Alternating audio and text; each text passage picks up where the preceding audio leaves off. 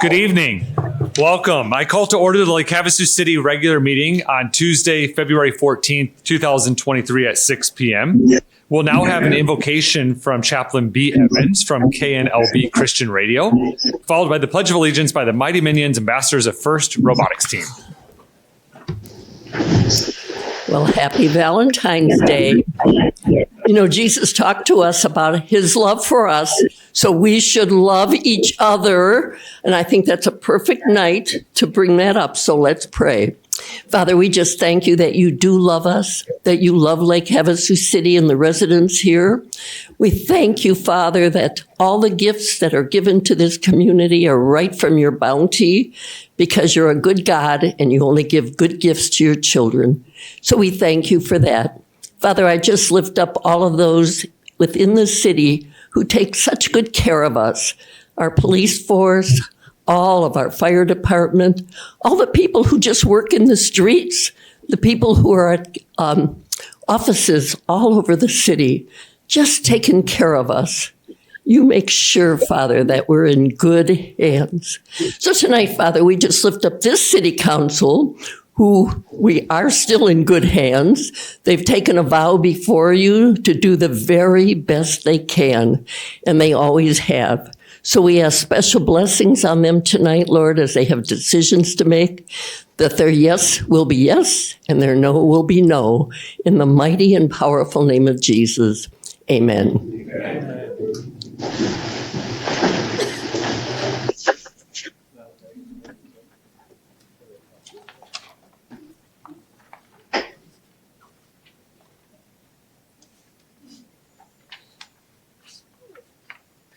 Please stand for the Pledge of Allegiance. I pledge allegiance to the flag of the United States of America and to the republic for which it stands, one nation, under God, indivisible, with liberty and justice for all.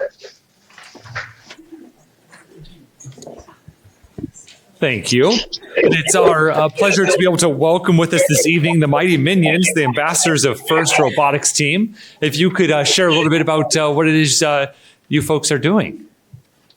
And if We are the Mighty Minions of Lake Havasu City, and we're headed to World Championships. Hi, my name is Noah Smith, and this is my younger sister, Kenzie Smith.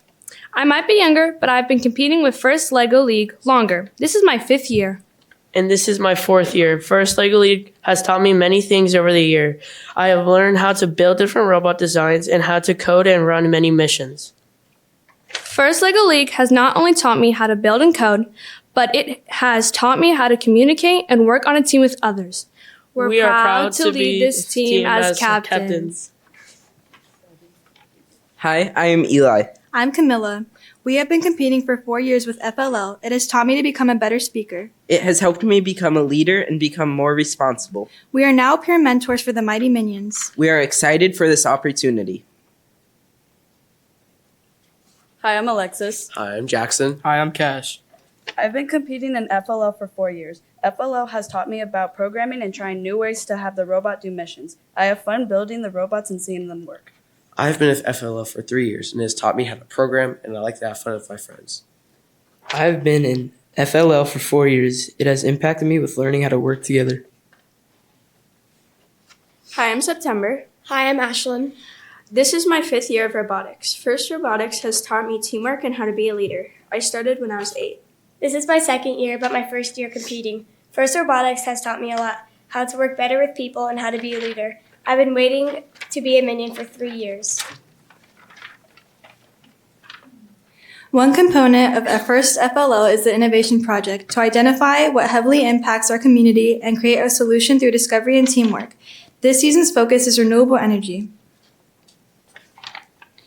Arizona has been in a state of drought for approximately 22 years. Lake Powell is at 28% of its usual capacity. One of our biggest sources of water is the Colorado River, which 7 states, Mexico, and many tribal nations depend on. After tons of research, with special thanks to our local Lake Havasu News Herald, with articles on this topic, our team's brainstorming sessions, we created Floating Energy. It consists of 9 solar cell sheets connected to a PV module system. For sustainability and eco-friendly impacts, floating energy sits on a rubber flotation device from recycled tires. Each system could produce up to 1100 volts. We decided to start the initial phase on our reservoir, specifically Lake Powell. We plan to implement our system worldwide.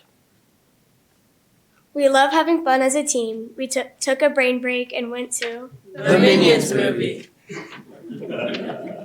The other two components of the first FLL are robot design and robot performance. This is Stuart. Our robot design team built 2 additional prototypes, Kevin and Bob, to help us use our time efficiently with coding and testing. Programming is a key element to robot performance. For World, we upgraded our software and robot attachments. This greatly increased our runtimes and robot scoring from 245 points to 365 points. Thank you, Mayor Sheehy and council members. We truly appreciate your support, and we are honored to receive the special city proclamation. We will proudly represent the United States on behalf of Lake Havasu City and the state of Arizona at the World Championships. Minions out.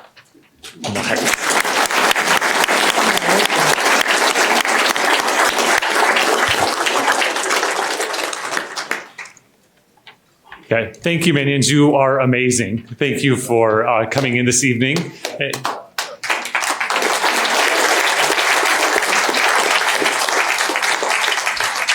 Prior to the start of the meeting, we offered a proclamation naming this week Engineering Week on behalf of the great work that the Minions have done. Again, fantastic presentation.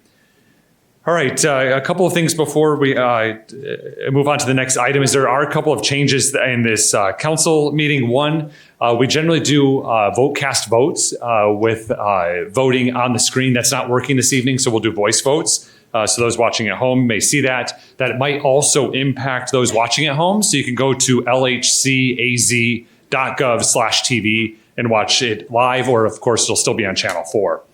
Also on this agenda, we had our planning session with the City Council. And during that discussion, we talked about the placement of call to the public. And that was discussed that we would have it at the end of the meeting after we do all of the business functions of the meeting. So if you are used to that on the agenda, it's actually at the end of the meeting. With that being said, we'll move on to item 4. Ms. Williams, if you please call the roll. Council members Nancy Campbell. Here. Jenny Koch. Here. Jim Dolan. I am here on Valentine's Day with all of you. Michelle Lynn. Here. Cameron Moses. Here. Vice Mayor David Lane. Here. Mayor Cal Sheehy. Here. Thank you. Thank you. Item 5 is our consent agenda. Would any of the council members like to remove any of the items for separate discussion? Mayor, Yeah, Councilmember Koch, motion? please. Move that we approve the consent agenda as presented. Second. We have a motion from Councilmember Koch and a second from Vice Mayor Lane. Is there any additional discussion? Hearing none, we're ready to vote. All those in favor, please say aye. Aye. Aye. All right, motion carries. Item 6 is our correspondence, communications, petitions, announcements, and the city manager report. Item 6.1 is a legislative update by Nick Simonetta of Pivotal Policy Group. Mr. Kozlowski. Good evening, Mayor and Council. We are currently in what looks like will be another long legislative session. The bill introduction deadline in the House was last Monday, with an influx of strike everything amendments already being entertained as committee deadlines approach. This week is the final week for bills in committee from their originating House of Origin. And at this point, approximately over 1,500 bills have been introduced. Due to all of this activity, it is important that we as a city work very closely with the League of Cities and Towns and our contract lobbyists to monitor and prevent bills that would have a negative impact on cities and towns and the different services that we provide to our residents. Our focus for this legislative session hasn't changed. We will continue to protect local control, maintain state shared revenue, and no unfunded mandates. This year, the city has contracted with Nick Simonetta with Pivotal Policy Group to assist with key objectives such as state lake improvement funds, short-term rentals, and key infrastructure bills. Nick Simonetta is here today via Zoom to provide a brief presentation and will be available for any questions regarding the current legislative session. And with that, Nick, I'll turn it over to you. Well, thank you. Thank you very much, Anthony. Thank you, Mayor. Thank you, council members. It's an honor to be with you all tonight, as well as with your guests from the public at this meeting. I'd also like to introduce a colleague here at Pivotal, Anna Oliver, and working with me on a lot of these issues as part of our firm's efforts during the course of the legislative session. And we're also honored this year to count Lake Havasu City among our clients, and very pleased to be representing such a wonderful community. So we thank you all for that. And because Valentine's Day may be a sore spot, I will just wish everybody a happy statehood day. We can flip that. As Anthony mentioned, we're working on a number of issues, and so I can run down some of the specific ones, which I'll do in a moment, but maybe drawing back up for maybe 20 or 30,000 feet on the session and what we're doing in relation to the city. We represent some other wonderful communities in the state, and they're all very similar ilk in terms of how terrifically they're managed and the efforts to keep taxes low and provide wonderful service for their citizens. And so we are used to working on municipal issues. And we work well with the league, and on some of the things that Anthony mentioned, we work in collaboration with the league as they lead the charge on a lot of issues that are very global in terms of cities. So we have always had a really good working relationship, including with the current administration. Running the league with Tom Belshie and Renee Guillen, Tom Savage, and that team. So we work closely with them, as well as combining the forces and the efforts with other city lobbyists, as well as with the other municipalities that we represent. So all of those things are terrific in terms of being able to work with folks in collaboration. It's a tough climate, as things have evolved over the last few legislatures. There has been a very tight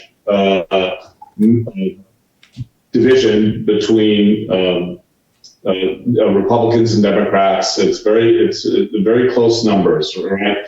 Senate 16-14, the House 31-29, both in Republican control, but razor thin.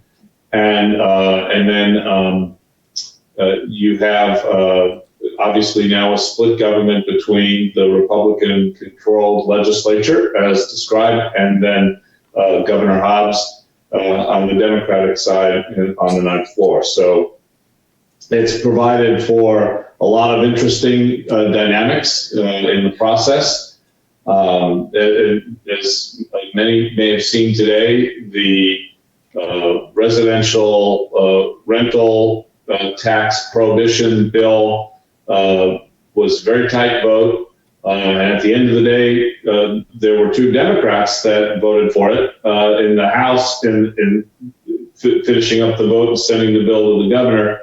The Senate vote was strictly along party lines.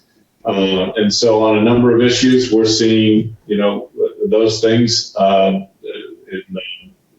the bigger issues that are clearly plank issues for either party. So we'll see what we're working closely with in those groups that we we mentioned, to see what happens in the next step with that bill on the ninth floor. A little closer to home, I'll just briefly run down that today we were able to get the State Lake Improvement Bill, the SLIF Fund bill, through the House Natural Resources, so we were very happy with that. Tomorrow it will go through House Appropriations, and we'll be working that through that committee. And once it gets through there, it'll be ready for the House floor. And those are efforts to, and obviously Lake Havasu City, prominent among those that feature water destinations in our state. And major recreational water, no more prominent and visited one than Lake Havasu. So we were happy with that result.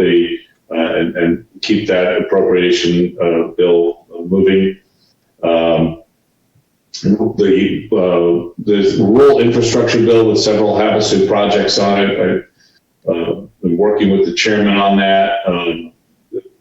Kudos to Anthony for providing us with terrific informational sheets on those projects that are part of a very large omnibus of rural infrastructure projects. And we're obviously supporting that, and that'll go through House Transportation tomorrow. And then most likely through appropriations next week. Not all bills are double assigned, but bills with appropriations are typically assigned to their germane committee and then appropriations. And there are leadership difficulties and aversions to putting more regulation or more oversight is probably a better way to put it, in place with respect to short-term rentals. And there are also issues, and that's in the House and the Senate side, there are clear issues with leadership on the water transfer issues. But we are working with allied stakeholders to determine other ways to move those issues, and so those conversations and those points of focus and those workarounds are in process, and we'll be staying obviously in close touch with the details of those strategies with the mayor, with Jess, and with Anthony. And so with that, we'd be happy to put it out to any questions. I know you all have an agenda to deal with, and we don't want to take up any more of your time other than trying to give you a good overview of where some of the specifics are and then some of the more general issues as well. Yeah, thank you, Mr. Simonetta. We are glad to have you on board and boots on the ground down at the Capitol. As I explained to our citizens, most of our work during legislative session is on defense. About 90% of our time is spent trying to knock away bad bills that are going to impact us negatively. And then, of course, the priority bills that Mr. Simonetta reviewed are, we really need boots on the ground to work through committee changes and different assignments that occur and all those types of things. And Mr. Simonetta's comment about the Natural Resource Committee today in the House was no easy feat. He acted as if that was a simple thing to do, but his magic made that happen for us, and we greatly appreciate that. Getting through that process, obviously, SLIF funding is so important to our community. I'd like to equate it to, if you go on the lake and you've ever been a lake user in Lake Havasu, you see the Arizona side is fully developed with restrooms and campsites and amenities for folks. On the other side of the lake is California, and there are no amenities whatsoever. And that's the difference of what SLIF funds have done for our community, in addition to a lot of public safety upgrades for waterways. So again, thank you for your efforts on that, and so glad to have you on board and part of our team. Are there any questions for members of the council for Mr. Simonetta? Yeah, Councilmember Campbell. Hello and welcome. Nancy Campbell, Councilwoman Campbell, Lake Havasu Metropolitan Planning Organization and Rural Transportation Advocacy Committee. One thing I wanted to reference is sharing is caring, and that's what I've been saying through this whole process. And I want to remind you, and I'm sure you're already aware, that Lake Havasu City's general fund is funding about $10 million towards our roads and infrastructure. So we'd almost be a 100% match on that FB 2543. So really encouraging to let them know that the citizens of Lake Havasu City are really stepping up and assisting with these roads and infrastructure. And this 100% match is top priority, and we could really do some great stuff for the community. But again, thank you and welcome to Lake Havasu City. Thank you very much, Councilwoman. Appreciate it very much. Are there any other questions or comments for Mr. Simonetta? All right. Well, thank you so much, Mr. Simonetta, for joining us this evening. And it cut out. Is it Olivia? Is that your first name, Olivia? Anna. Oh, Anna. Sorry. Yes, it cut out on us at the very beginning. I was like, oh, and we've met on Zoom before, so it'll be in my memory. No, you know why, Mayor, too? That was because her name is Anna Oliver. Yes, so when it ran together, that's why we got that. All right. I was trying to kid it. So, well, thank you so much for joining us this evening. And again, we look forward to working with you throughout the rest of the session. Thank you very much, Mayor, council members, and have a wonderful evening. Thanks. Take care. All right. Item 6.2 is announced vacancies on Lake Havasu City boards, committees, and commissions. Ms. Williams? Mayor and City Council, there are several vacancies on Lake Havasu City boards, committees, and commissions. The following is a listing of those vacancies. Board of Adjustment, 3 alternate member positions. Anyone interested can pick up a packet at City Hall, and they're also available on the city's website at lhcaz.gov. Thank you. Thank you. All right. Item 6.3 is our city manager's report. Good evening, Mr. Knudsen. I was trying to buy you some time. Thank you. As I took a sip of water there, I appreciate that. Good evening, Mayor. Good evening, Council. Just last week on Thursday, we held a swearing in and a badge ceremony for both our police chief and our fire chief. I'm so very grateful for the unique opportunity to pin our 2 incredible public safety leaders and members of our team and celebrate their achievements and to do it at the same time. What a wonderful event. Seeing the families look up in admiration to both of our chiefs was pretty phenomenal as well too. We're very lucky to have both Chief Sterling and Chief Palafis. They certainly have a passion for the respective fields. They have a love for Lake Havasu City, and again, we're very lucky to have them both here in their respective roles. That's the positive. The bittersweet negative is we're losing Scott Hartman, Fire Chief. Fire Deputy Chief Scott Hartman is retiring after a long career with Lake Havasu City Fire Department. After going through the Fire Academy, Scott was hired as a paid-on-call firefighter in February of 1996. During this time, he earned his EMT certification and was then hired as a full-time firefighter in July of 1998. Scott was soon promoted to firefighter paramedic in August of 2000. And beginning in 2005, Scott jumped back and forth from acting fire inspector and firefighter paramedic until he became a full-time fire inspector in October of 2006. In 2012, he earned the fire prevention officer position, and then he promoted to fire division chief in 2015. Since 2020, he served as our city's deputy fire chief of fire prevention, and he now is retiring on March 1st of this year. Congratulations to you, Scott. Thank you for your 27 years of service and dedication to Lake Havasu City, and we wish you the best in your retirement. In addition to the proclamation we heard earlier today from the Minions, Mayor also presented a proclamation to Our Lady of the Lake Catholic School, proclaiming the week of January 29th through February 4th as Catholic Schools Week. And you and Vice Mayor David Lane presented a proclamation to kick off the 37th annual Winterfest Street Festival on Saturday, February 4th. I have an update for you on the 2022 water main replacement project, although it is 2023. As you recall, the project involved replacing water mains on 2 city streets at Bimini Lane and Lake Havasu Avenue between Kiowa Boulevard and Acoma Boulevard.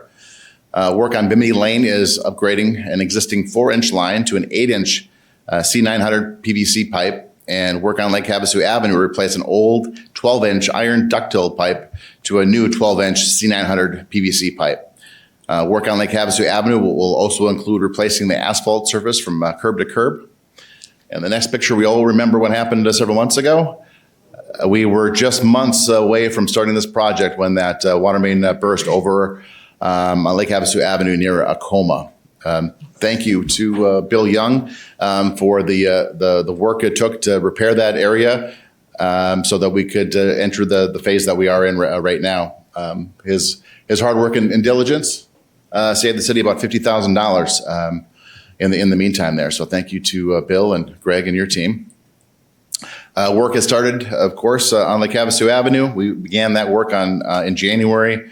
The picture on the left depicts mainline trenching, and the picture on the right shows that this was completed the first full week of February.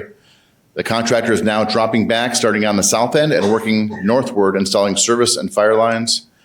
The contractor plans on finishing all aspects of mainline installation on Lake Havasu Avenue by the end of March. And shortly after that, we'll start the roto milling, and paving will then occur soon afterwards. The entire project is scheduled to wrap up in May if everything goes perfectly. Yeah, I would like to thank the residents for their patience. It's not easy getting through that area, but a couple more months and we will be finished with, and we'll have new lines and new roads.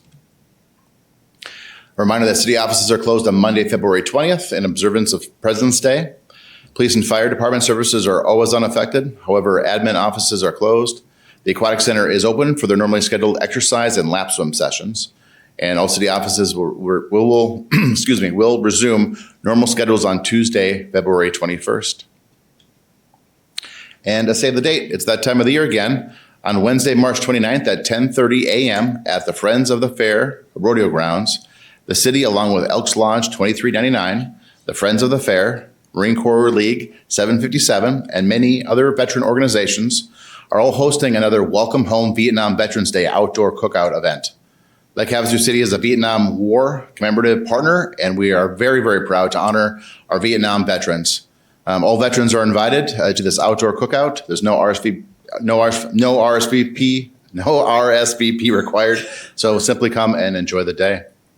Mayor and Council, that concludes my report for this evening. Thank you, Mr. Knudsen. All right, we'll move on to item 7, which are public hearings, starting with 7.1, a Series 10 beer and wine store liquor license for Fast Gas at 281 South Lake Havasu Avenue. Ms. Williams? Mayor and City Council, Noah Williams has applied for a Series 10 beer and wine store liquor license for Fast Gas located at 281 South Lake Havasu Avenue. All posting requirements have been met, all fees have been paid, and no objections were received. The location is properly zoned for a Series 10 liquor license. I'm happy to answer any questions, and the applicant was also invited to attend the meeting as well. Thank you. Are there any questions from members of the council for Ms. Williams or for the applicant? All right, seeing none, this is a public hearing. Would anyone like to address the city council on this item? Seeing none, we'll close the public hearing, bring it back to council for discussion or possible motion. Mayor? Councilmember Moses? Yeah, I move to recommend that the Arizona Department of Liquor Licenses and Control approve a Series Number 10 beer and wine store liquor license for Fast Gas, South Lake Havasu Avenue. Second. We have a motion from Councilmember Moses, a second from Councilmember Campbell. Is there any additional discussion? We are ready to vote. All in favor, please say aye. Aye. Opposed? Motion carries unanimously. Moving on to item 7.2 is adopt resolution number 23-36. Oh, excuse me. That is correct. Moving on to 7.2, adopt resolution number 23-3640, appointing members to the Lake Havasu City Board of Adjustment. Ms. Williams. Thank you, Mayor and City Council. The city received one application requesting consideration for appointment as an alternate member to the Board of Adjustment. This appointment is necessary to fill the vacancies that were announced earlier today of the 3 current board member vacancies, alternate members on the Board of Adjustment. The application review panel conducted interviews for the Board of Adjustment on January 25th and recommends that Todd Rounds be appointed as an alternate member with a term ending June 30th, 2024. Mr. Rounds' application was provided to you in the packet, and he was also invited to attend tonight's meeting to answer any questions from the council. Thank you, Ms. Williams. Is Mr. Rounds, is Mr. Rounds? Yeah. Would you make your way to the podium just to say hello to the council? I know you and I have met as part of the interview panel.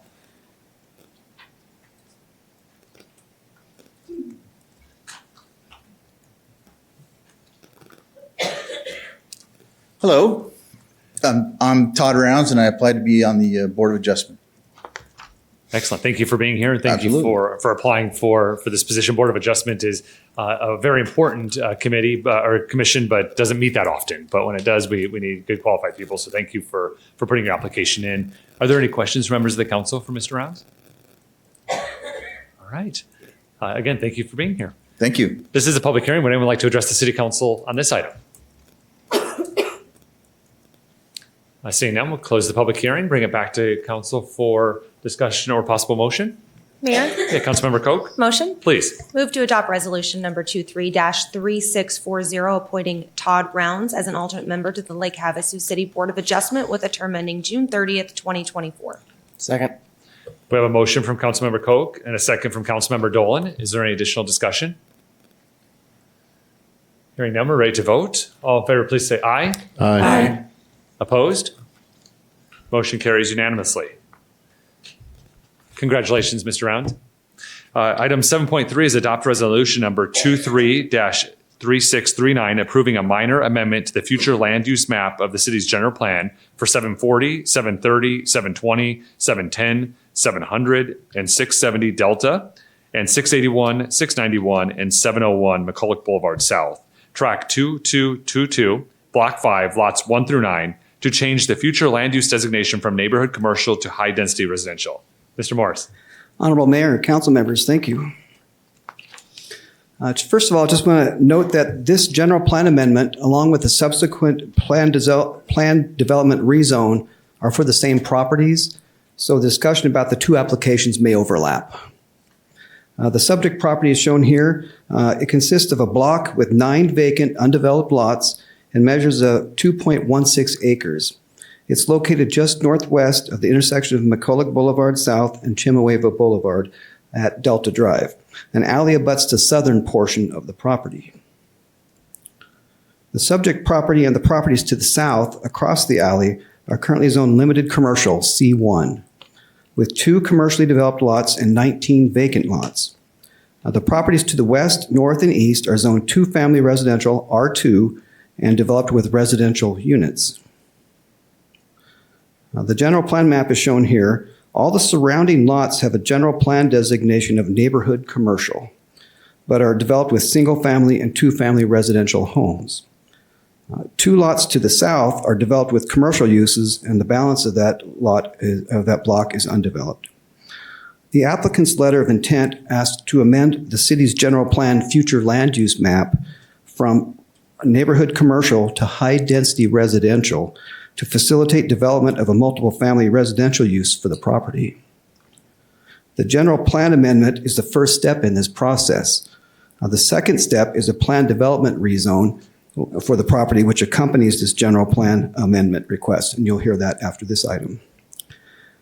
The applicant's letter also suggests that the general plan amendment and the PD rezone will help create a mix of single-family, 2-family, and multiple family lots in the area, which will increase the chances of developing the remaining commercial lots. The design of the development is proposed to complement and address the general plan, which recognizes there is vacant private property bordering residential neighborhoods that needs infill development. The amendment will also help create opportunities for housing to help fit the needs of the community. The requested high-density residential designation allows primary uses, including apartments and condominiums, which should be adjacent to corridors such as McCulloch Boulevard, as it is in this case. The high-density residential designation also allows a density range between 10 and 20 dwelling units per acre. But higher densities than that may be approved by the City Council through the plan development rezone process. And as a reminder, the plan development rezone for these properties asking for increased density accompanies this general plan amendment request. The Planning Commission recommended approval for this item by a vote of 7-0. That concludes staff's presentation. Applicants here and staff also answer any questions you may have. Thank you. Thank you, Mr. Morris. Are there any questions from members of the council for Mr. Morris? Again, this is a two-part decision that we're making. So the general plan amendment is what's in front of us now, and then the rezone would be subsequent to this based on the discussion here and the outcome of this action item. Vice Mayor Lane, did you have a comment or question? I do have a question. Mr. Morris, can you tell me for this rezone, I know you normally do this, was it posted on the property on whether or not this rezone will be going before first the Planning Commission and then us? Well, thank you for the question. Yes, it was posted for both the rezone and the general plan amendment. In fact, there was some high winds recently in the last few weeks. We actually had to go out. Some of the paper postings had blown away, so we had to go out and make sure they were back up again. So yes, it has been posted with the dates of the Planning Commission and the City Council meeting. Also, as per state law and our statutes, as our city code, all the property owners within 300 feet were sent notice of the time and dates of the meetings also. So thank you. Thank you. Are there any additional questions from members of the council? Yeah. Mayor, Councilmember Campbell? question. Yes. The applicant is going from 20 units to 41 units per acre. What is the reasoning for that? And is there a better compromise for us? Well, I think literally the reason is because they're trying to get 87 units on there, and that works out to just over 40 units per acre.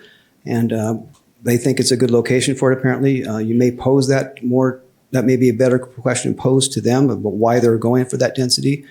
We did take the application in, we've run it through our review process, and now we're making the presentation to the council for this item. Thank you. Thank you. Councilmember Moses? I did for Luke. So to go from a high density, in fact, I think we just talked about this at one of our last, probably 6 months ago or so. It's all blending together. But when you do have a high density area, you want a certain level of R2 surrounding it so that it blends out into the neighborhood. Is that correct? Yes, we're kind of getting into the rezone, but yes, generally we're looking for some sort of buffer between single-family residential and commercial or higher density residential. And many times that's at C2, a two-family zoning district. So that's kind of what we see here, not in the general plan, but you'll certainly see that more in the rezone process. Okay. Yeah, so through the process of the applicant making an application to the city team led by Mr. Morris going through and identifying the general plan, if it supports this, and it does, then moves forward to the next step, which is planning and zoning, which again, this one is coming at us with a recommendation of 7-0. All right, this is a public hearing. Would anyone like to address the city council on this item? Yeah, you just make your way up to the podium and you state your name for the record for us. And then if there's anyone else subsequent, feel free to just make your way to the podium and we'll listen to all of the feedback. Okay. And if you could just adjust the microphone to your level for us. Thank you. Okay, hi, I'm Crystal Patterson. I'm just going to stand back here a little bit. And I do live on Chimawavy. And in regards to this land destination being changed to high density, my concerns here is that the underlying purpose of this specific request is to maximize the profits of the developer. I mean, we all want profits. Everybody's got an investment that wants profits. The first question that we need to be asking is, what are our plans for high density in this city? And in going through the city codes, I couldn't find anything specific to high density of what the plans are. The closest thing I could find was in regards to our transportation plans that the city did put a lot of effort into. In reviewing some other codes for other cities and looking at high density, you typically found that high density buildings were located near the fringe of the city center. They were located by other businesses, and in some cases, they even had a minimum number of the units that were designated low income so that you did have affordable housing for some of them, and I'm not aware of any of that in this case. This is not near our businesses in the center. It's not near the majority of our businesses that are in zone 2 or 3 from the bus zoning process. And it's not near either of our colleges, which we're trying to get additional affordable housing. So from that standpoint, it poses a concern. This area is also in the middle of a lot of single family homes. Yes, there's a perimeter of one layer of duplexes around there intermingled with some single-family homes. So I wouldn't necessarily call it a real blending, and there's a lot of other concerns. Now, I wasn't preparing to talk to both issues because he's got a second part to this. And so just in regards to the high density, this is a big issue, and then parking's another issue, but I'll hold that, or others will address it. Thank you. Thank you. Please, please just make your way to the podium. Yeah. My name is Bertha Bernier, and I live on 701 Delta, not McCulloch. You have it as 701 McCulloch. I can't beat what she says because she's pretty good. But I do have many concerns, and mostly safety, height. I mean, driving through our streets, coming just to this part of town, there's nothing as high as this high density. Nobody in our neighborhood wants this high density. It's also the safety of our children. There'll be many more children moving in. There'll be buses coming through Delta, down Shimmy Wavy. There's no four-way stops. There's only one two-way on Shimmy Wavy trying to get onto McCulloch. Then there's many homeowners that have their driveways facing McCulloch, facing my home. And when all these cars try to get out or in, especially at peak hours, when children are going to be waiting for the bus, they're going to have a hard time backing out and then going forward. I was visiting a neighbor the other day just to talk to him about this. My back of my car was just barely hanging out of the lane that they put for like walkers or bike riders. I had 3 cars honk at me like, "You're in my way, get the you-know-what out." Just that short period of time. Let me see if there's something else here. I've never done this before, so it's a whole different world for me. There's also a group, I don't know if you guys, it's an app called Neighborhood, something Neighborhood. Next door, there you go.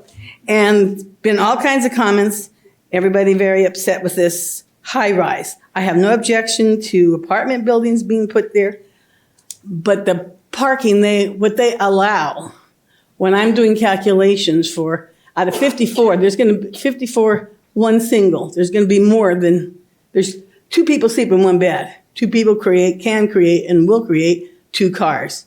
So if they only have 1 space for 54 cars, and say just 20 of them out of the 54 have 2 cars, they pretty much already used up the 18 spaces for visitors.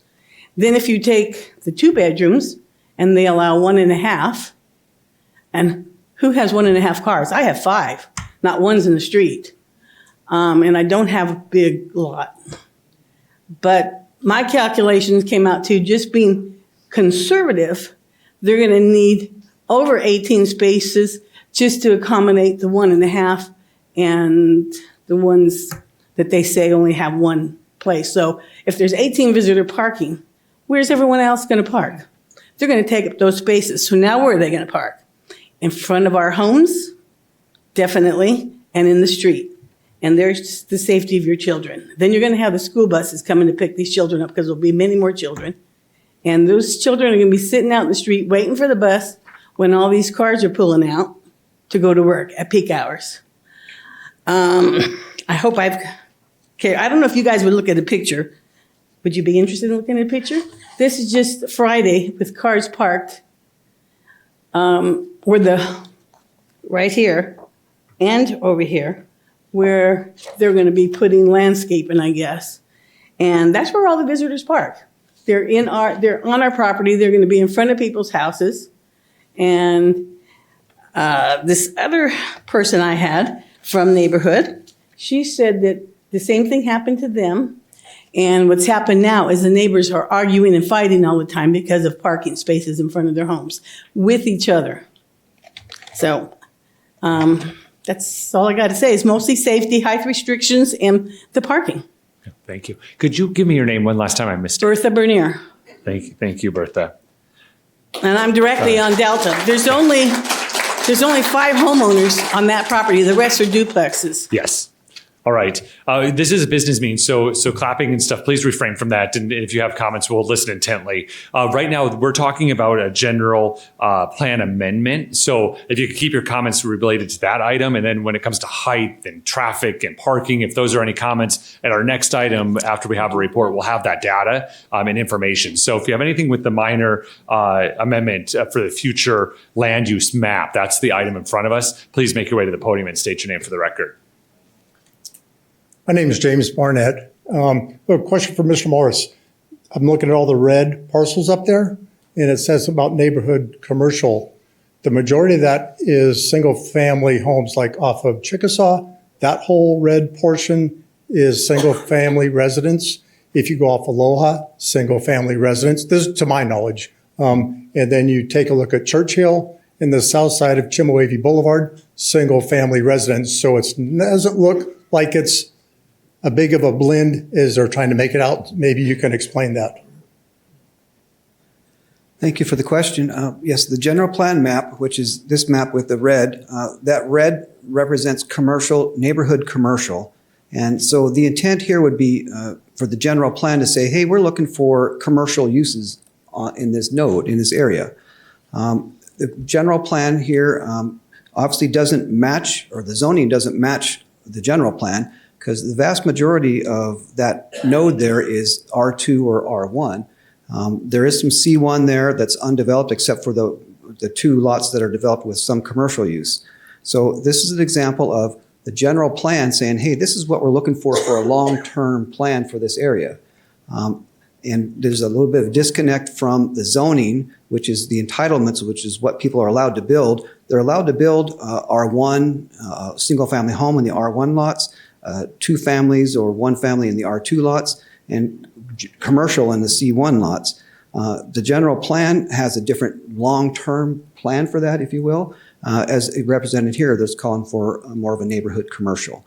So when things come before the Planning Commission and City Council for a rezone, we look at the general plan first and say, okay, this rezone, does it match the general plan?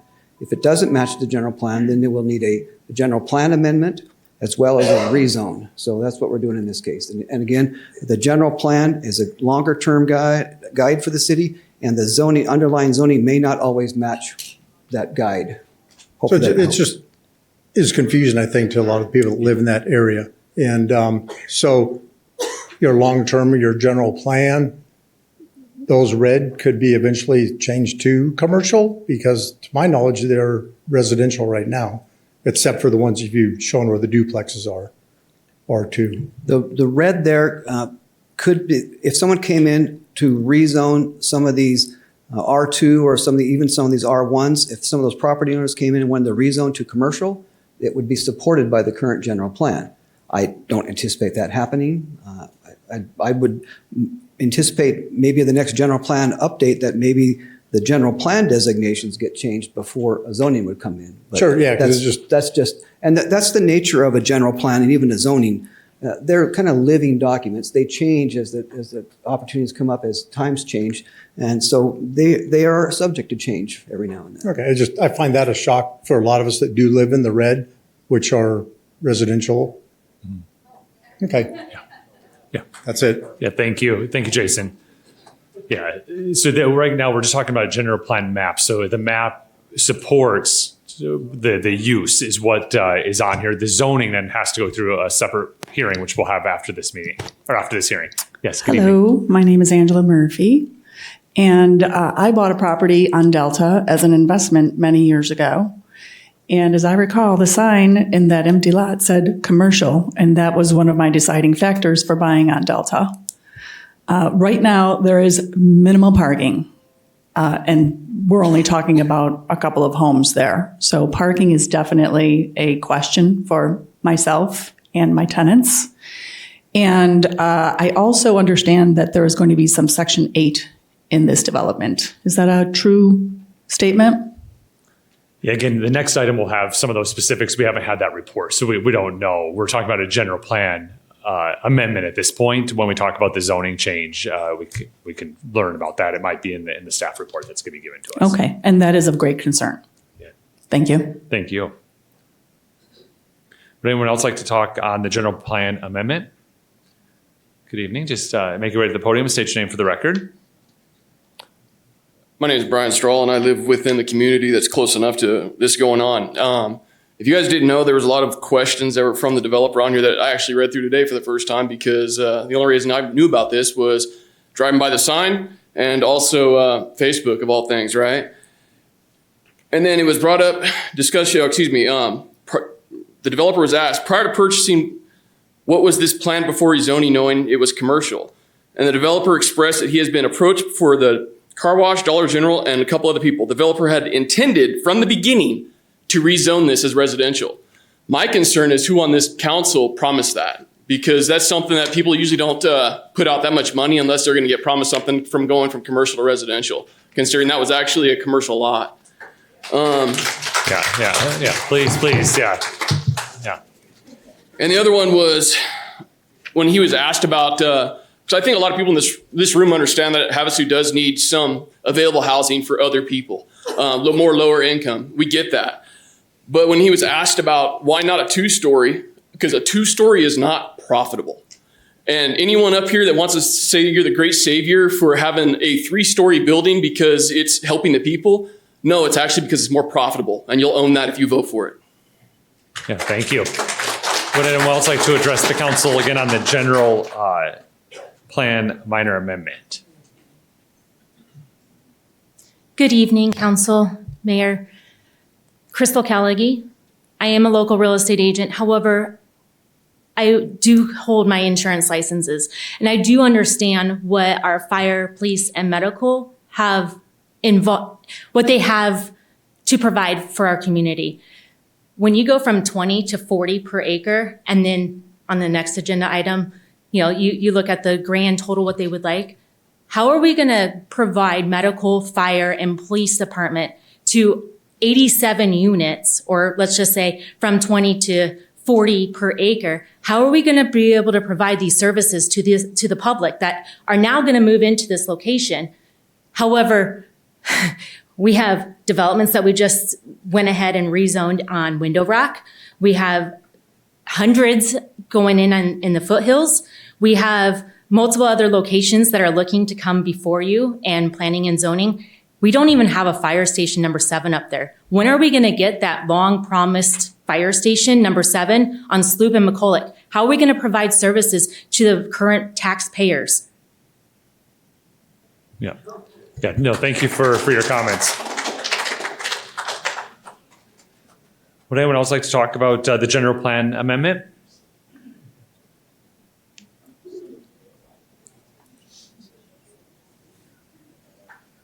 My name is Ray Smyers. I live actually down on Jamaica, just off of Coma, or just off of Chimiweve. And my concern is in the high density, that much more traffic.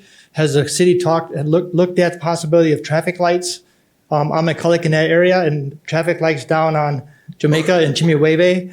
Because there's already accidents happening at the bottom of Chimiweve. People coming out of there to get on Jamaica to go to work or to go to school. So I think we're looking at increasing it to a high density where there's not an area of good transportation or the infrastructure to be able to handle it. Thank you. Thank you.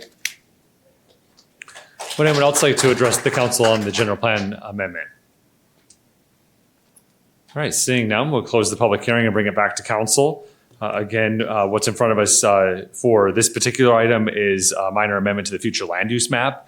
This recommendation is coming from Planning and Zoning on 7-0. Again, that if the general plan supports the use for high density residential is basically the decision that's in front of us right now. Are there any comments, questions from members of the council? Councilmember Campbell? Just a comment. I'm a big fan of these commercial nodes throughout the community, and so I immediately zoned in on this conversation. One thing about this location here, I definitely would support Chimiweve to always continue that commercial node and nothing more. I know that once if we move forward on changing to residential, I'm not a big fan of the huge high density over there. I definitely see their concerns and understand their concerns, but that commercial node could be quite beneficial for that neighborhood. So that's just my statement. Yes, I'm a big fan of commercial nodes. This particular little area over here is kind of connected with a lot of duplexes. Not a huge fan of the huge increase, though. Any other questions or comments? Entertain a motion. Mr. Mayor, motion. Vice Mayor Lane. I move to adopt resolution number 23-3639, approving a minor amendment to the future land use map of the city's general plan for 740, 730, 720, 710, 700, and 670 Delta Drive, and 681, 691, and 701 McCulloch Boulevard South, Track 2222, Block 5, Lots 1 through 9, to change the future land use designation from neighborhood commercial to high-density residential. I'll second. Please. All right, we have a motion from Vice Mayor Lane. We have a second from Councilmember Moses. Is there any additional discussion? Okay, all in favor, please say aye. Aye. Opposed? Nay. Motion carries 6-1. All right. Yeah. Please, we have another item. This is a business meeting. We have to keep decorum. We'll do item 7.4, which is the companion item to this, which is adopt ordinance number 23-1306, approving a planned development rezone for 740, 730, 720, 710, 700, and 670 Delta Drive, and 681, 691, and 701 McCulloch Boulevard South, Track 2222, Block 5, Lots 1 through 9, from limited commercial district to multiple family plan development district, allowing a maximum density increase from 20 dwelling units per acre to 41 dwelling units per acre, and allowing a 5-foot encroachment into the required 15-foot front setback for vehicle parking abutting McCulloch Boulevard South. Mr. Morris. Honorable Mayor, council members, thank you so much. As you mentioned, this is the companion piece. The previous item set the general plan designation to high-density residential. So that would allow this item to be heard now. So the subject property, again, consists of the block with 9 vacant, undeveloped lots and measures a total of 2.16 acres. It's located just northwest of the intersection of McCulloch Boulevard South and Chemehueve at Delta Drive. An alley abuts the southern portion of the property. Here's the tract map. The properties have 2 16-foot wide public utility easements that run through the property, and the lots are currently have a building and a parking in common areas, but do not have an approved parking in common master plan. These utility easements and the parking in common will be addressed as part of the property's future development. Here's the zoning map. The subject property and the properties to the south across the alley are zoned limited commercial C1 with 2 commercially developed lots and 19 vacant lots. The properties to the west, north, and east are zoned 2-family residential R2 and developed with residential units. Single-family R1 zoning abuts the R2 zoning. The requested RM rezone is for high-density residential multiple family. This type of zoning is typically buffered from R1 single-family zoning by R2 or R3 multiple family zoning. The surrounding properties here are zoned R2, which acts as the desired buffer between the single family and the proposed multiple family. The applicant's letter of intent suggests that the PD rezone will help create a mix of single family, 2-family, and multiple family lots in the area, which will help increase the chances of developing the remaining commercial lots to the south across the alley. Here's the site plan for the property. The design of the development is proposed to complement and address the general plan, which recognizes there is vacant private property abutting residential neighborhoods that needs infill development. The property owner is a local construction contractor who feels the apartment building development would help fill a need of the community for more workforce housing. The units are proposed to be long-term leases only with no short-term rentals. The applicant's narrative and general development plan describe a 3-story, 87-unit multiple family apartment building. The apartments are a mix of 57 1-bedroom, 21 2-bedroom, and 9 3-bedroom units. This results in a density of just over 40 units per acre. Now, the maximum density for the RM zoning district is 20 units per acre. Therefore, the applicant is asking for a planned development, a PD, to increase the density to 41 units per acre. This proposed increase in density is supported by the high-density residential general plan designation. The building elevations shown here show a 3-story building with varied parapet roof heights. The units will have outdoor patios and balconies. The building exterior is shown as a mix of white and gray stucco and gray split face block. The building will have a number of alcoves and recesses to break up any long expanses of exterior walls. The RM zoning district allows buildings of up to 30 feet in height.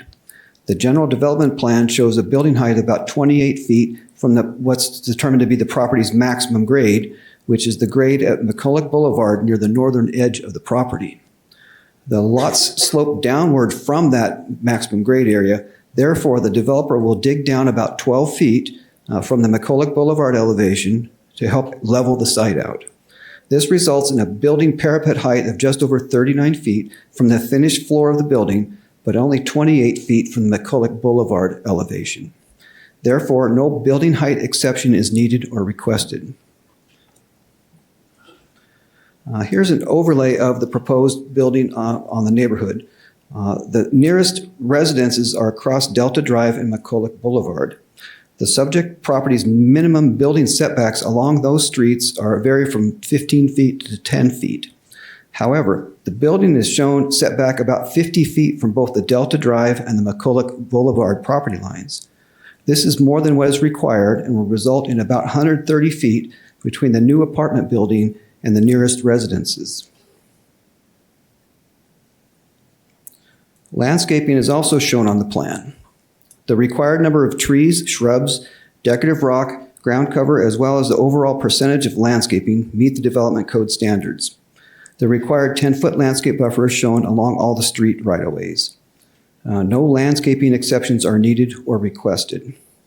However, as part of the planned development, the applicant is asking for a parking setback exception for the spaces fronting McCulloch Boulevard, so they can be located 10 feet from the property line rather than the standard of 15 feet for covered parking. Due to the slope on the lot, these parking spaces will be below the level of McCulloch Boulevard, and the reduced parking setback is not anticipated to have a major impact. Now, speaking of parking, the parking standards for the proposed development are: each one-bedroom unit requires 1 parking space. Each 2 or more bedroom unit requires 1.5 parking spaces. And visitor parking is calculated at 1 parking space for every 5 units. So the breakdown for this project is: the 57 one-bedroom units require 57 parking spaces. The 21 two-bedroom units require about 32 parking spaces. The 9 three-bedroom units require about 14 parking spaces.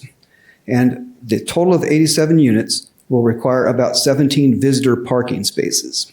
So this totals 120 required parking spaces for the project overall. Based on this breakdown, the proposed number and types of parking spaces meet the development code parking standards. Speaking of vehicles, let's look at daily trip generation. Looking at the traffic trip generation rates based on the 8th edition of the ITE generation report, you can see that the proposed apartment use will generate approximately 579 daily trips. When comparing this number to potential uses that are allowed in the current C1 zoning district, commercial zoning, the proposed use reflects fewer daily trips. You'll see that a hotel, which is allowed in the C1, let's say it's 87 rooms, will generate about 711 daily trips. A medical office of about 20,000 square feet will generate about 723 daily trips. A sit-down restaurant, about 6,000 square feet, will generate about 763 daily trips. And something like a fast food with a drive-through, about a 4,000 square foot facility, will generate about 1,984 parking spaces. From these figures, it appears that the proposed use would have a less traffic impact than other potential uses that are currently allowed in the existing zoning district. With that, the Planning Commission recommended approval of this request by a vote of 5-2. And that concludes staff's presentation. Open any questions you may have. And the applicant is also in the crowd. Thank you. All right. Yeah. Thank you, Mr. Morris. Are there any questions or comments from members of the council for Mr. Morris or the applicant? Would the applicant like to make a presentation or make any comments?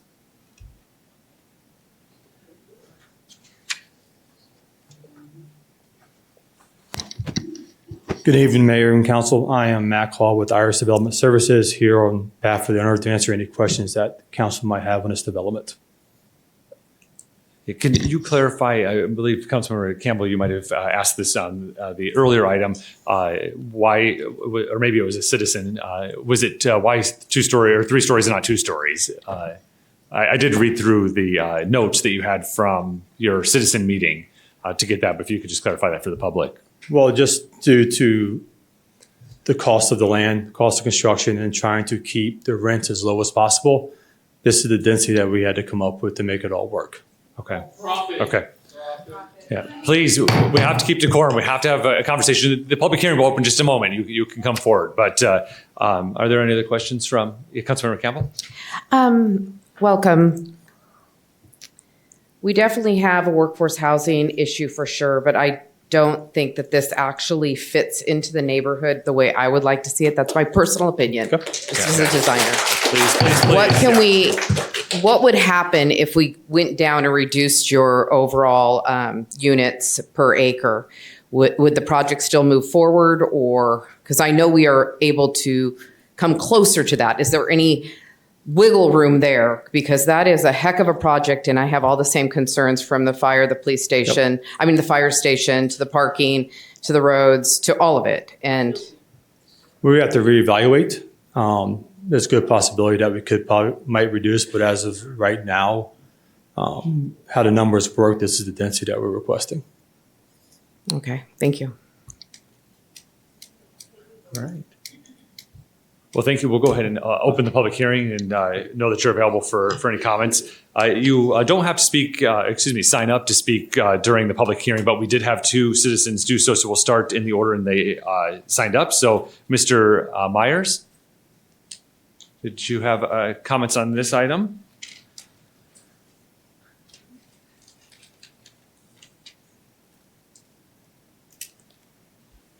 Again, my name is Race Myers.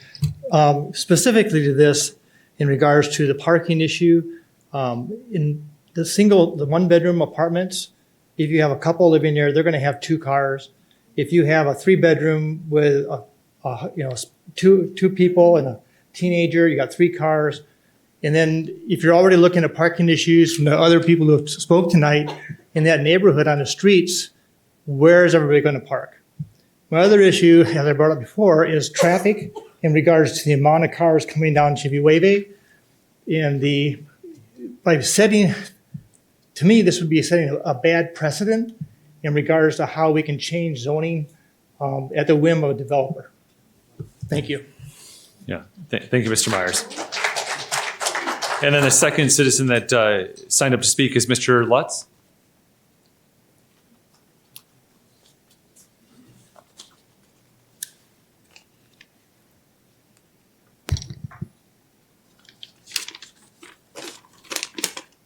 And good evening, Mayor, City Council members.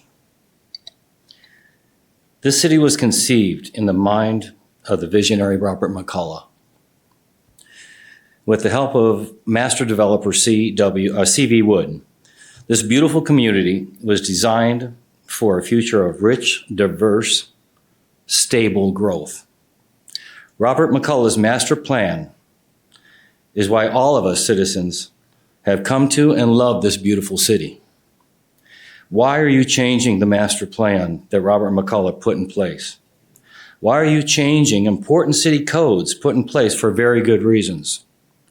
There's a reason Robert McCullough zoned this piece of land neighborhood commercial and not high-density residential.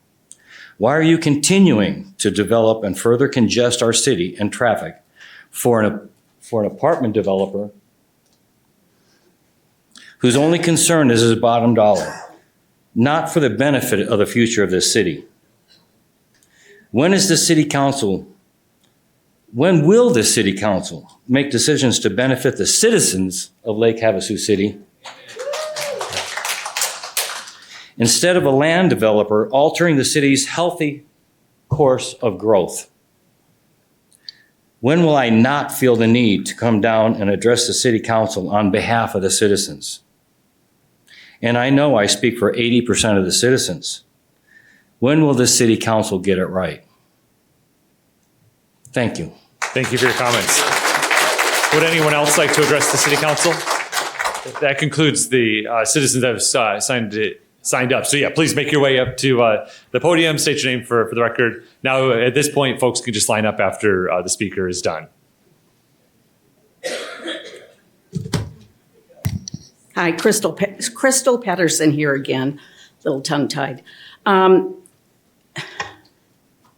Major concern here. I'm analytical. I came from that world and I applied it to this situation because I was really concerned about the parking. And looking at this going from the density from 20 to 41, there's a great plan to fit it all in here. They did their requirements to try to fit in parking per the current parking requirements that were based in 2016. But there's concerns. By going from 2 stories to 3 stories, it exaggerates this. Based on our current census data, we have 2.3 cars per family in the state of Arizona. If we look at the statistics from doing the bus situation that's about 5 years old, more than half of the families, actually it was like 63%, had more than 2 cars. It was like 25 had 2, and then the majority had 3+. So we know we're a town of multiple cars and toys. And even people that are gonna be with our service workers, they want their play toys as well. And they've got families and children that also need to have cars to get around. 2 miles to reach businesses is too far. So when I laid out the data on what it would take at 2.3 cars per family and looking at this situation, we would have an average of 200 vehicles. We would have 97 vehicles if everybody was home on a Sunday afternoon lined up on our streets around Chimawavy, Delta Drive, Amigo, Chickasaw. It would be spread out. If you put it in a line just going down the road, that would go a mile. And that's based on a car being on an average of 14.3 feet and parking 3 feet apart from each other, accounting for our extra wide driveways that we all have, and staying away from fire hydrants, and hopefully staying away from people's mailboxes, which is a major issue that we don't enforce today. We'll have a major parking issue. And on top of that, Delta Drive is very narrow as it stands today. So if they were to widen Delta Drive, the current residents around there do not have enough land space to give to widen Delta Drive. There's no line down the center. You can barely park on the side as it is on the dirt in the existing lots that are proposed. In addition, this proposal is asking for the 10-foot setback easement or whatever you call it in order to allow this parking. And I personally had asked about, putting an RV carport on the side of my yard, and I was told I had to be 15 feet out. And it's like, nope, because these are the rules. So little concern here, we're making an exception for a developer to handle parking to the current standards. So my recommendation is that the city needs to go back, revise its parking according to current standards, and put something in place that meets the needs of the entire citizens, not just the buildings. Thank you. Thank you. Good evening, Mayor, City Council. My name is Tracy Patterson. Thank you, Councilwoman Campbell, for speaking out on behalf of us. I really appreciate your concerns that you brought up because a lot of us have that same concern with this property. I come from a city in California, Anaheim, okay, that started to build these types of projects, okay, in neighborhood areas that were not suitable for this size of a project.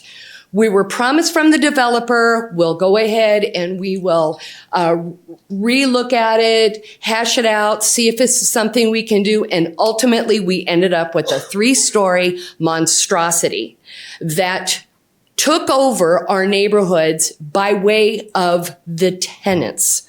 Okay, I'm not downplaying the tenants, I'm not putting them down, but the amount of vehicles, okay, that these projects end up accumulating it's overwhelming for our neighborhoods.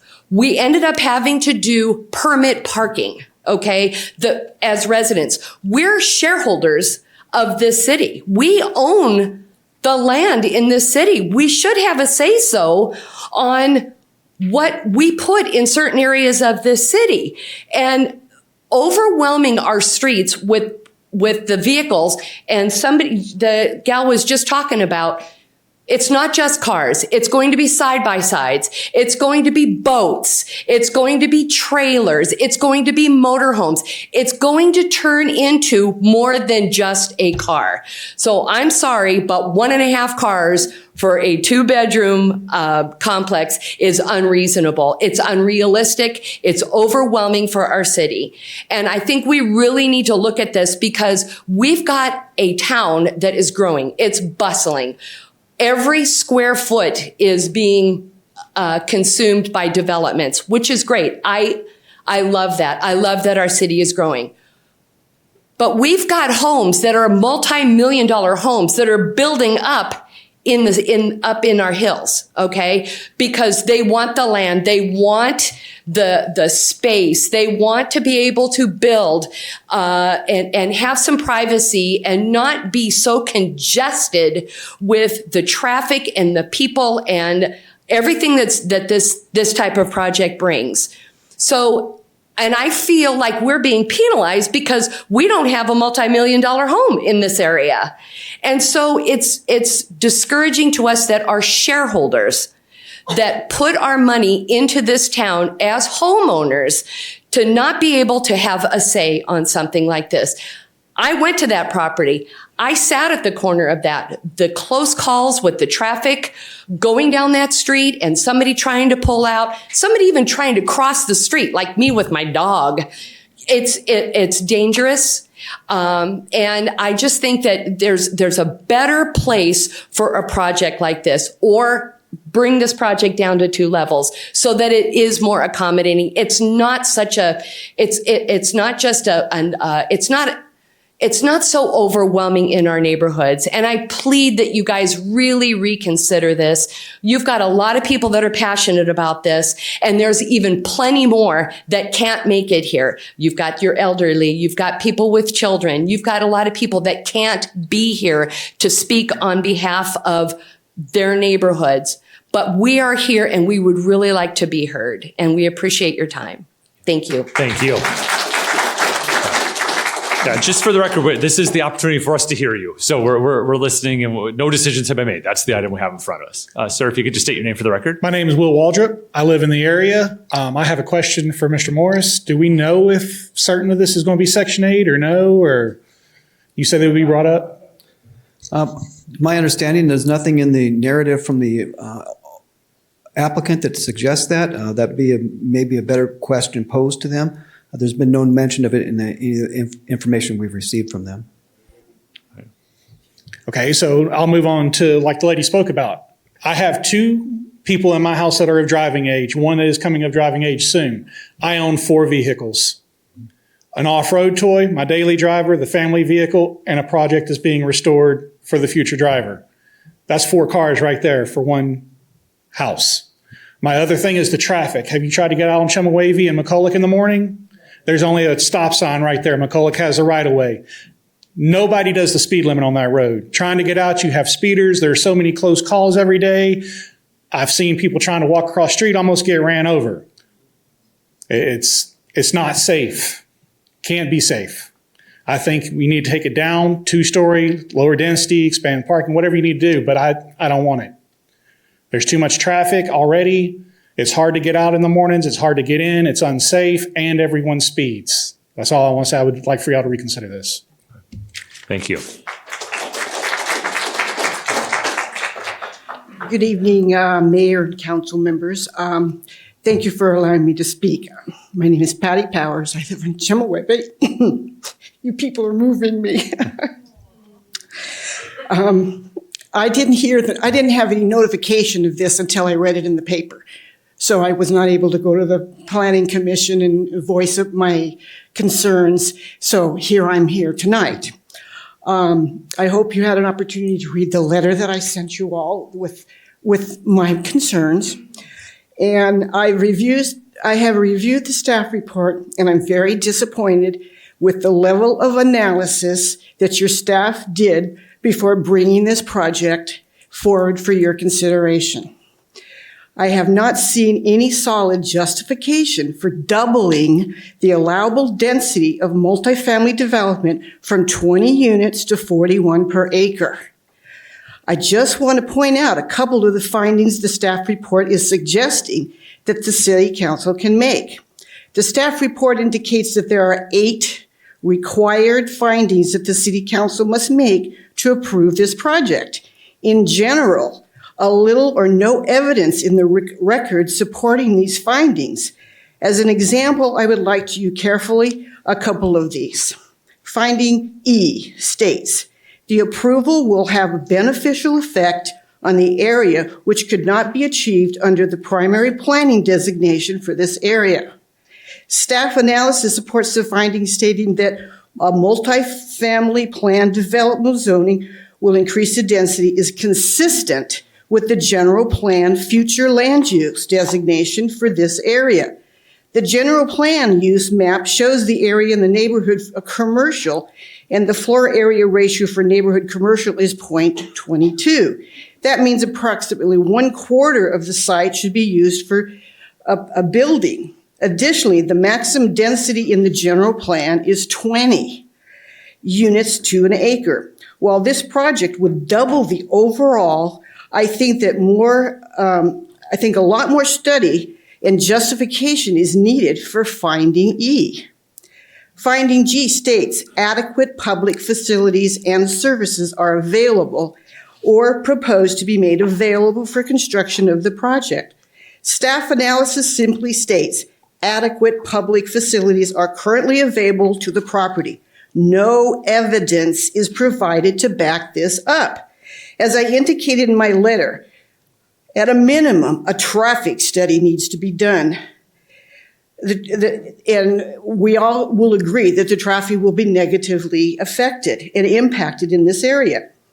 With the traffic study, the city can identify the impacts of the project, make sure that they are mitigated by the developer. Not found out later after the project is built, causing improvements to be made at the taxpayers' dollars. As I stated in my letter, I'm not against a residential project. I simply request that the City Council give this more thought, back up findings you are making, and require the developer to revise his proposal to something that is more appropriate for this location. Thank you. Thank you. Hi, my name is Larry Ferguson. I live on Delta Drive. I want to know where the trash cans are going to be located. Yeah. There was a trash slide, trucks. Yeah, everything. Mr. Morris maybe can, you see on the screen behind me, you can see where the pointer's at. Well, I drove past Bashas the other day, and where they're building all that new stuff back there behind Bashas, there's trash all over the street. And I don't want to see that happen. Just, that's all I have. Okay. Thank you, Mr. Ferguson. Ed Mitchell, Coral Reef. I urge you to vote against item 23 in this project. Why? To me, it seems like preferential zoning in a sea of single-family or two-family homes that are one story. Well, why? Well, one of the considerations for the design, the claimed benefit, is to help have more housing for the working community.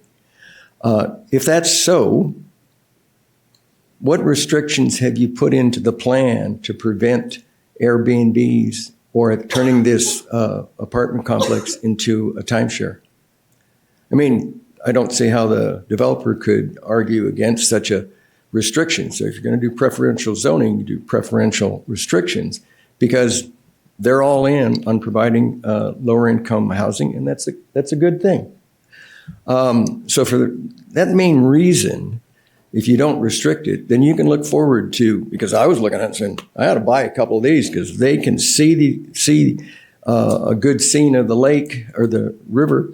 It'd be a money-making Airbnb site, a mecca. Additionally, it's clear that the traffic congestion that will emerge in that area will be significant.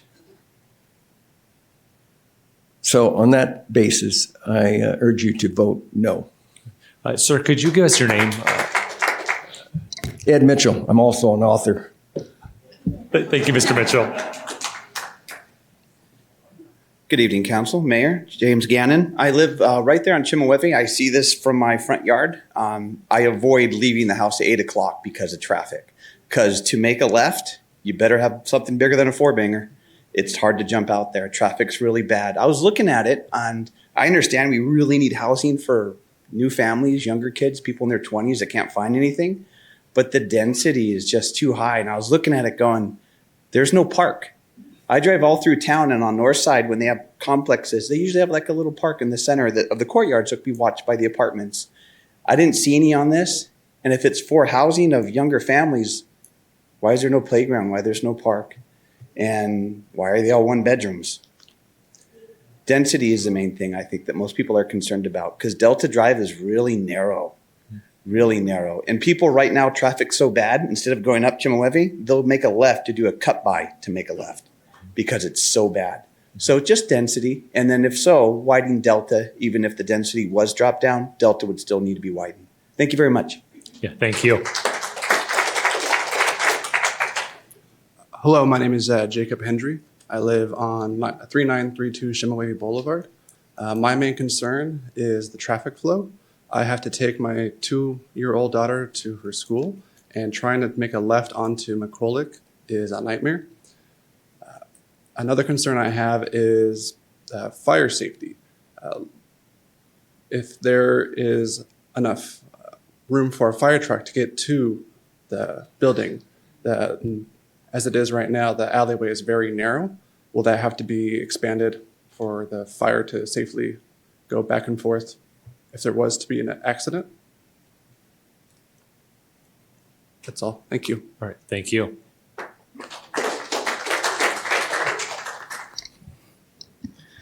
Afternoon. My name is Trevor Best. My family has lived in Lake Havasu City since 1964, before the bridge was even here. I probably know most of you up there on the board.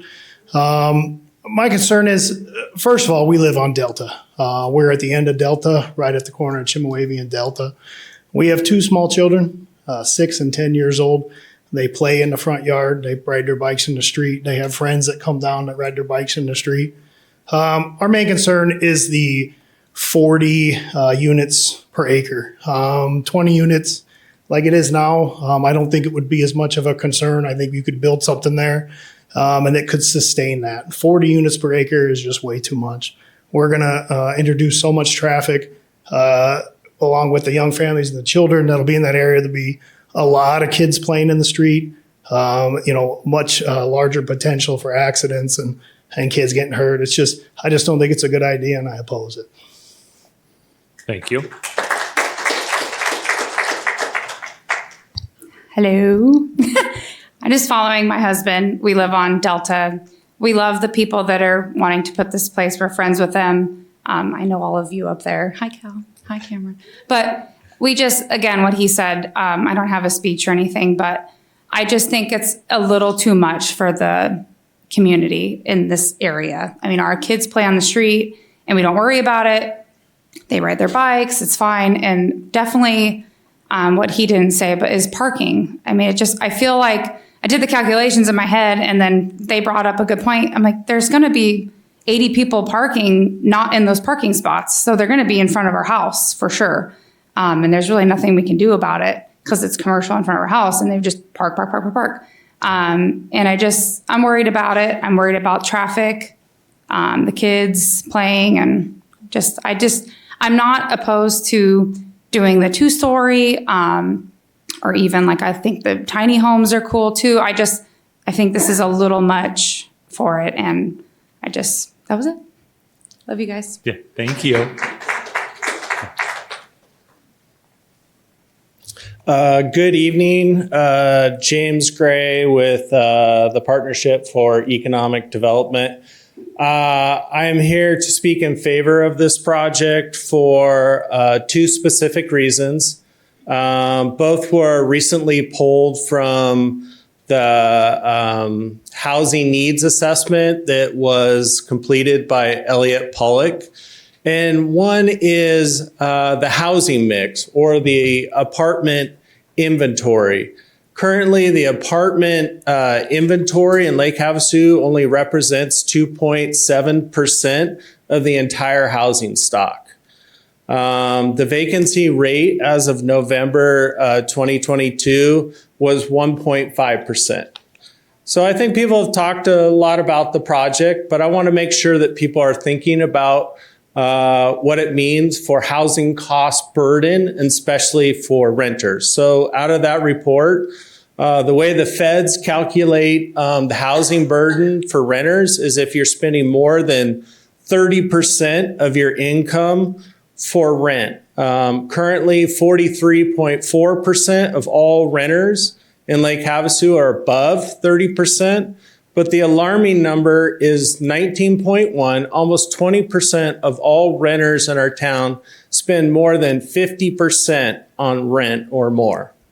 And there's a lot of extenuating circumstances for that. So we've heard from a lot of people tonight, but I just wanted to give a little bit of the other perspective. And so for workers and then also for business owners that are trying to keep employees, I just wanted to speak in favor of this project tonight. So thanks for listening to me. Thank you. Appreciate it.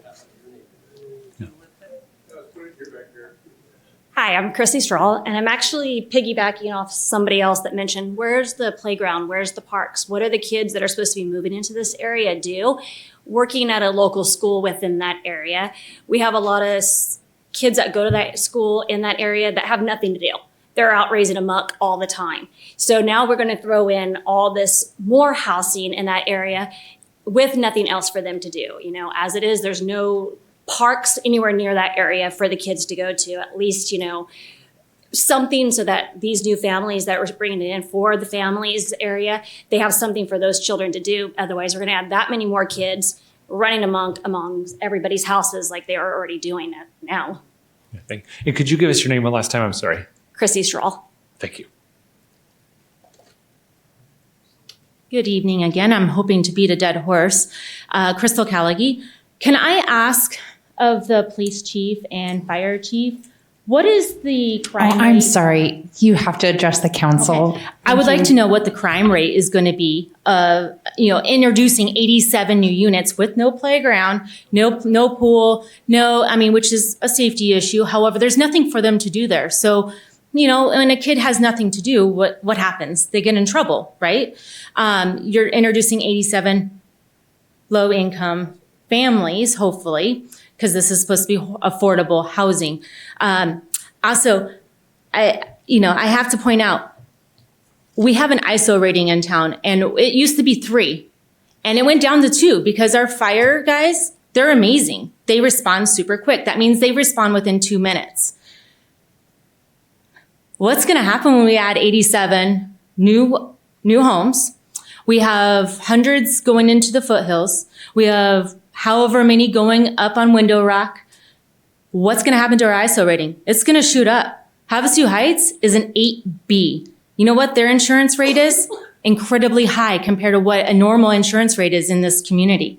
So if everybody who wants to have affordable housing, that's fine. Let's do it right. And let's do it where there's an actual firehouse and police department. And you have new ambulances coming up. It was 7.6 item. Did you take into account that we're having 87 new units and hundreds more coming behind it?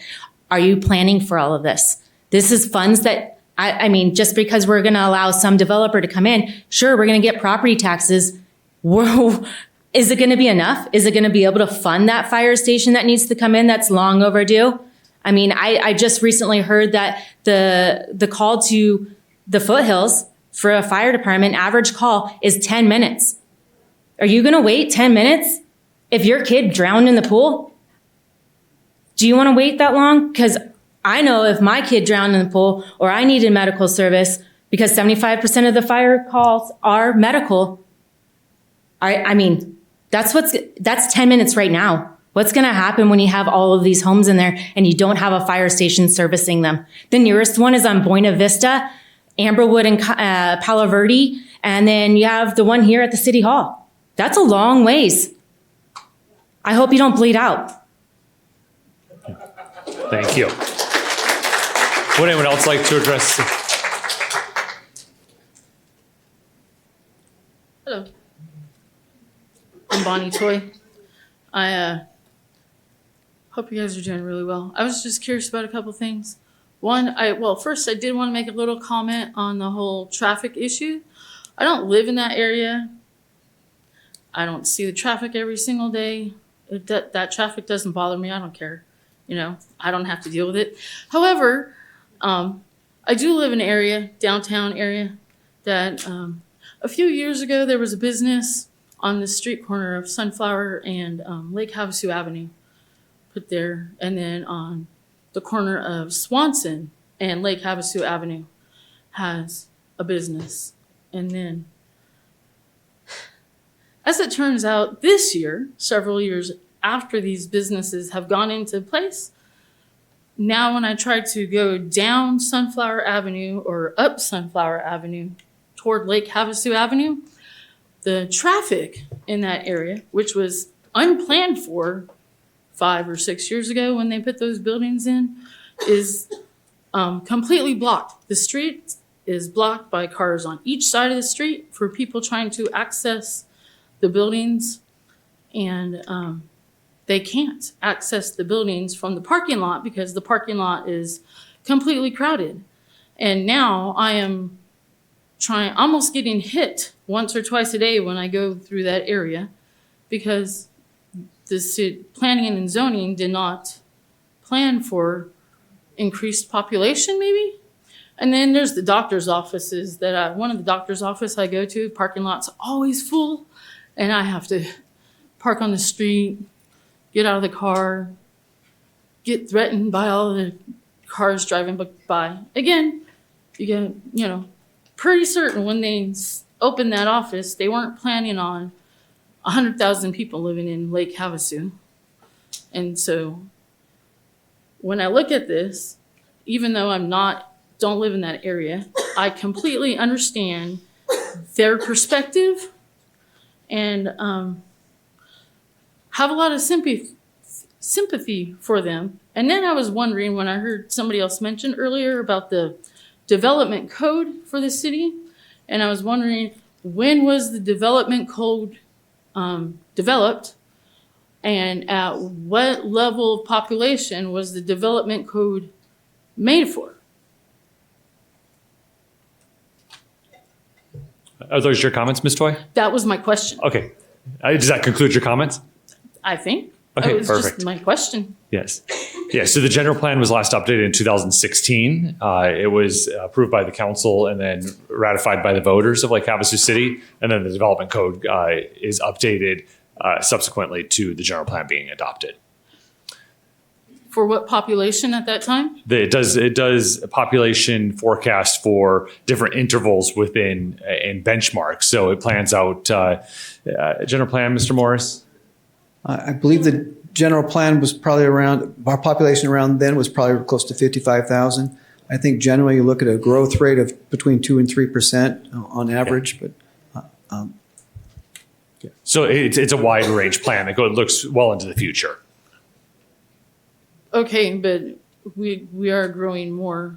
The city is growing more, and really does need much more structured plan development that I think benefits the city instead of hurting them. I like I said, I understand their perspective because of the traffic that I have to deal with that wasn't planned for 5 years ago because our population has changed that greatly. Considering 2020 wasn't supposed to happen 5 years ago. And anyway, I just hope that as you guys vote tonight, that you would take some of that traffic perspective. Thank you.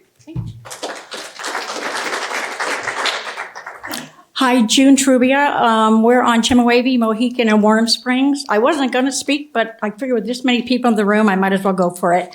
First of all, nobody went to the planning zoning meeting because traffic is so fast on that street. We didn't see the blasted signs when they were posted, right? Now the word has gotten out to the community that live in this neighborhood. I'm less than 1/4 mile from there. We travel Chimawavy all the time. I understand the property is commercial. Fine. You can build a McDonald's there. That's fine. We'd have to live with it. But don't give them variances.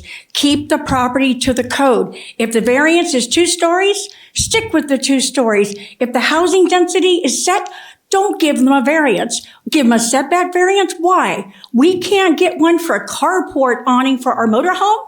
We have to rent our neighbor's RV garage to put our RV in because we can't build a carport. Why? Because we would be in our variance a little bit like they're asking and you're willing to give it to them. Don't give it to them. Make them play by the same rules as the rest of us have played with. Yeah, please. Yeah. I wasn't expecting that, but seriously, we have played by the rules. We looked at Chino Valley this week for property. We're getting a little frustrated. We drove all the way out there thinking, boy, we can get an acre and start all over. We have a double RV garage now. We're using our neighbors, so I have a triple. I can go buy an acre and a half and build a barn. I mean, that's how we're feeling. We feel like if you put this monstrosity up there, you're hurting all of us. You might not live by there, folks. And if you do, you know the traffic flow pattern. What is this going to do to our schools also? It's going to impact Oro Grande. It's going to impact Thunderbolt. It's going to impact the high school. We have no transportation for the schools. How are those little kids going to get down to Oro Grande School? That's an awful long walk, or to Jamaica School.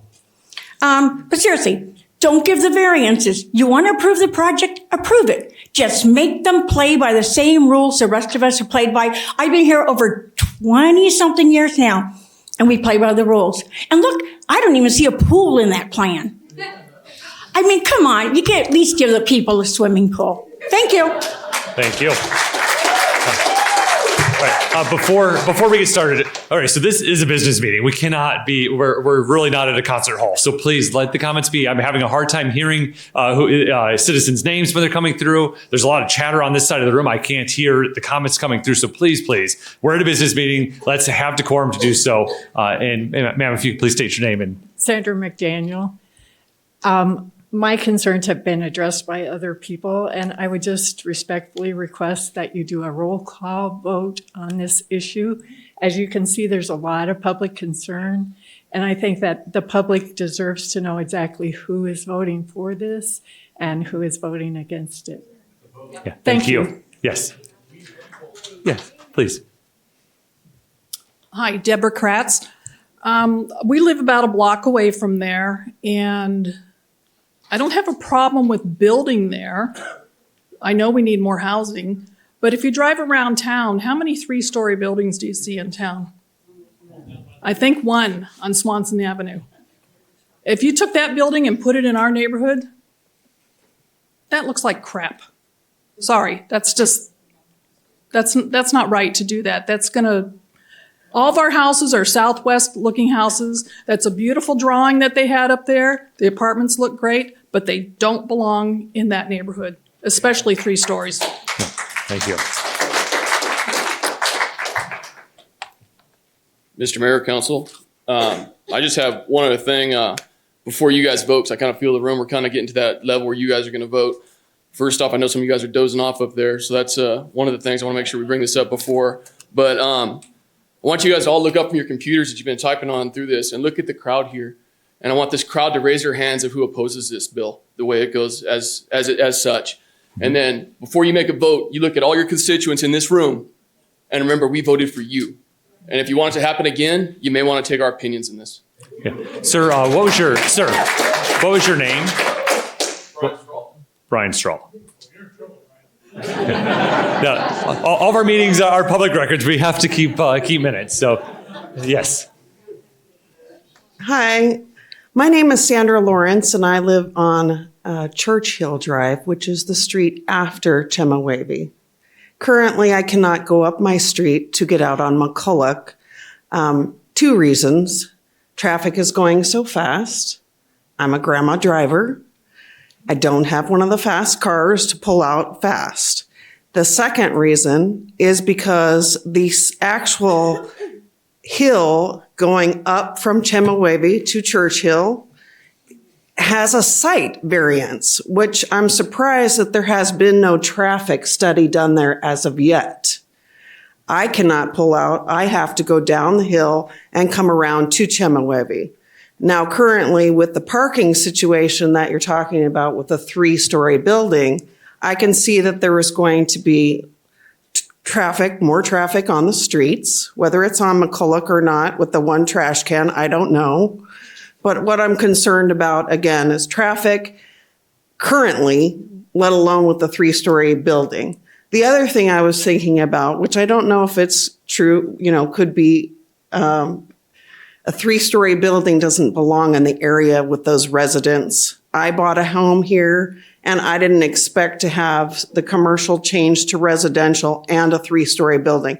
We're actually on the top of a hill in that area, and 40 feet and digging down in order to accommodate a builder just seems like nonsense to me.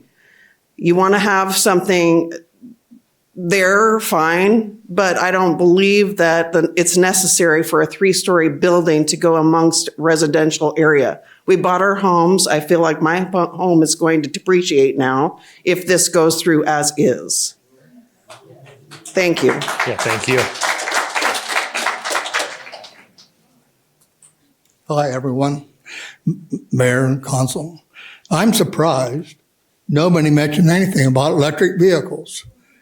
Now, there's quite a few condominium projects in Havasu. You park underneath the building, and then you have 2 levels of apartments. That would be great. People would be able to charge their cars.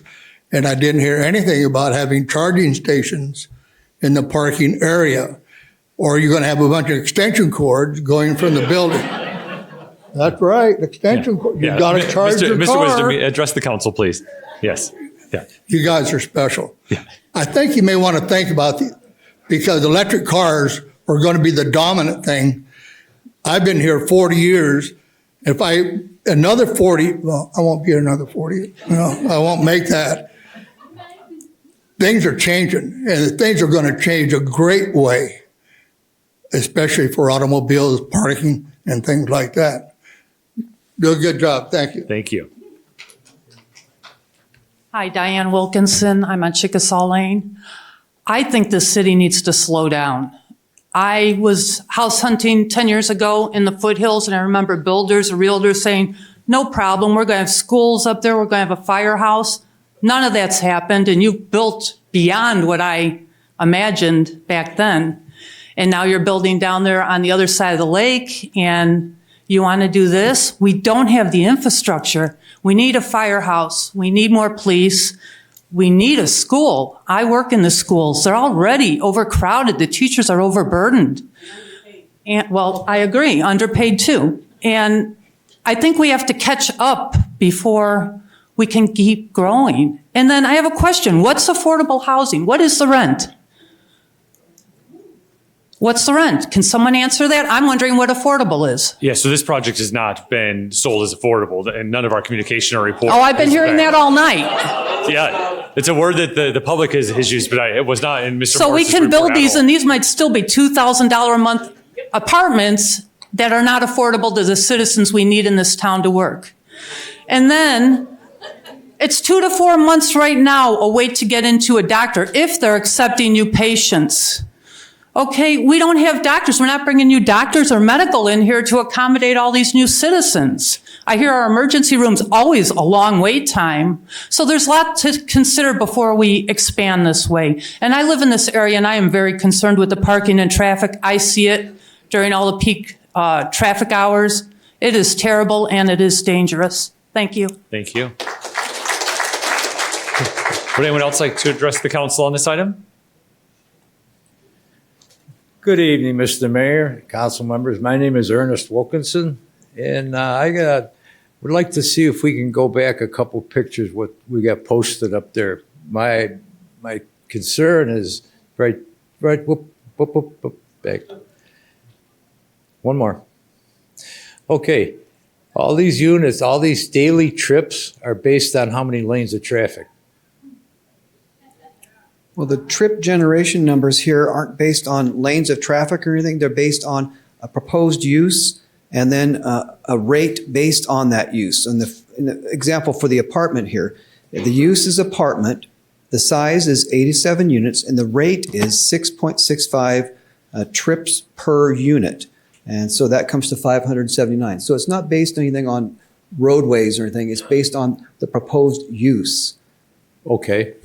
Now, you've heard people talking about the traffic on McCulloch and Chimawavy. My concern is you got 579, that's average, right? Now, you add these other units in there, and you've only got 2 lanes of traffic. My proposal is make it a 4-lane road, but the developer pay for it, not the taxpayers. Thank you. Yeah, thank you. Sir? Hi, my name is Mike Powers. I've been in the construction industry all my life, and I think this project is ill-advised. I see as soon as this project is completed, the commercial property adjacent to it, where the dog groomer is going to get knocked down, and that as well is going to become high density. And you guys know that right off the bat. So does he.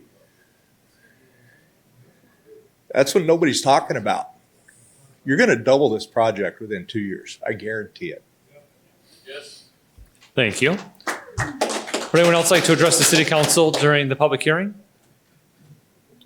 All right, we'll go ahead and close the public hearing and bring it back to council for discussion, questions, comments. Mr. Mayor? Yeah, Councilmember Dolan? I'd like to weigh in. Please. I like the project. I think it's great. I think it's exactly what the city needs. I don't think it's the location.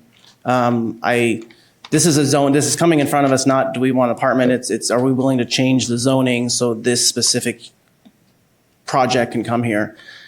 I think there's a lot of other places in town where this would fit in perfectly. I don't see it in this area. It's a very unique. It's exactly what we need, but it's doubling the density. I'm not a fan of just in that area. So, like I said, we have the control as far as the zoning, and I've turned down other things before the council before because of the zoning. So, like I said, I would love to support this project in a property that's already zoned for multifamily. Unfortunately, we're switching those over and putting storage units and tiny homes that are $500 a square foot and not affordable. But I'm a no on this one because, like I said, to me, it comes down to a zoning question. And I do appreciate you guys coming out, and I appreciate those that were professional and respected in some of their conversations. So, but to me, it is a zoning situation. It just, you bought the lot knowing it was commercial. If you want to put commercial there, go for it. But this is just way out of its area. And like I said, I'd love to see it relocated to another part of town. Please, I don't really know how else to say it. Like, we are in a business meeting. We have to continue moving forward. Vice Mayor Lane. Thank you. First off, I have a couple questions that didn't get answered. If we could talk to the builder, please.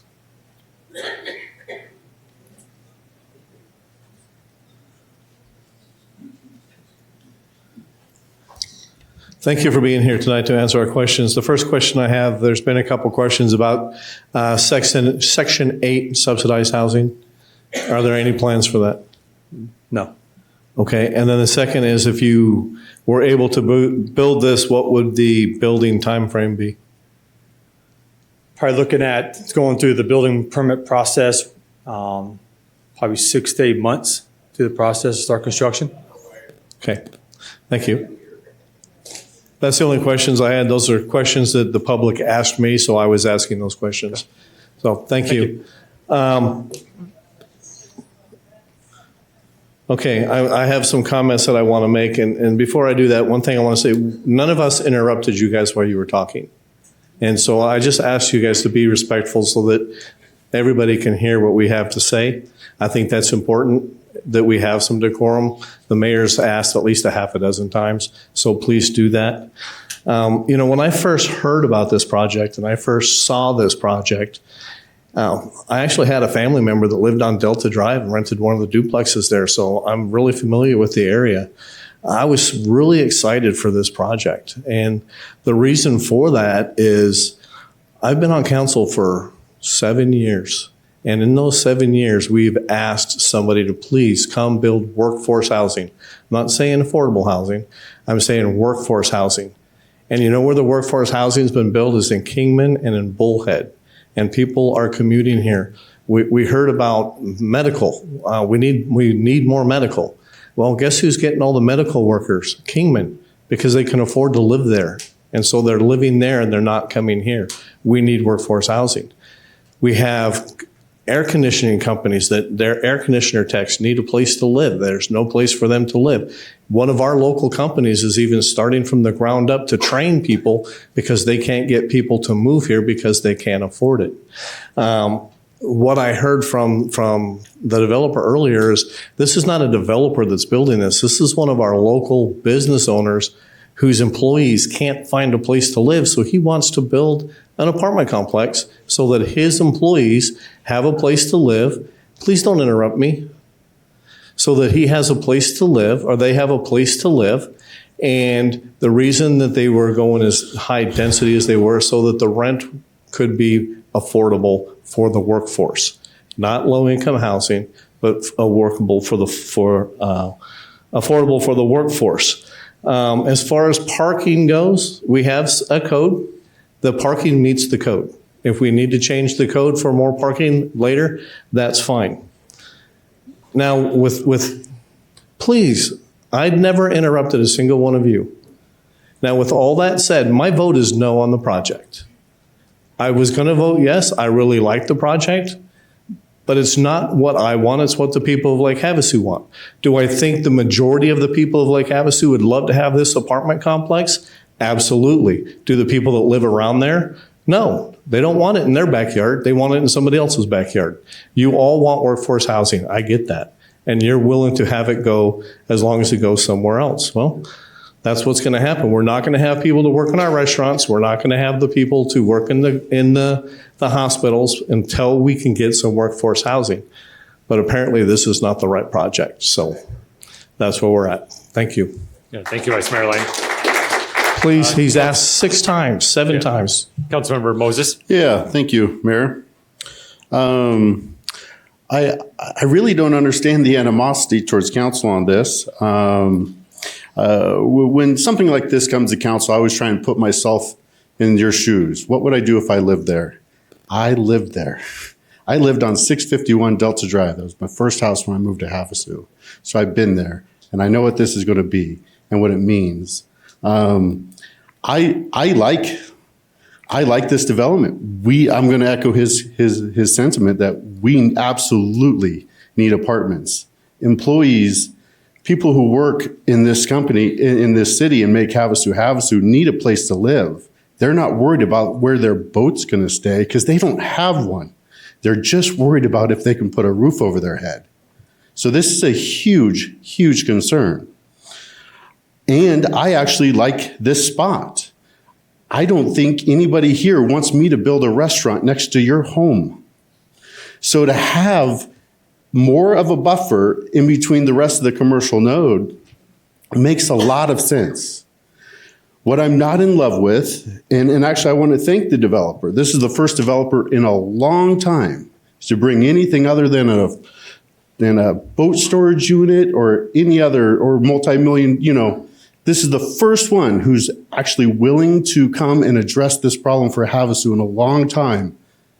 And I just want to thank him because it's a big deal. It means a lot, and we need more of it. But I do not agree with it. Like David was saying, I agree. I like this spot. I just don't like how big of a jump we're making on the density. I think when I heard we're going to be increasing that we may be voting on increasing density in this spot, I'm like, okay, well, how much? And then it was double. I'm like, oh God, that's a lot. That's a little too much.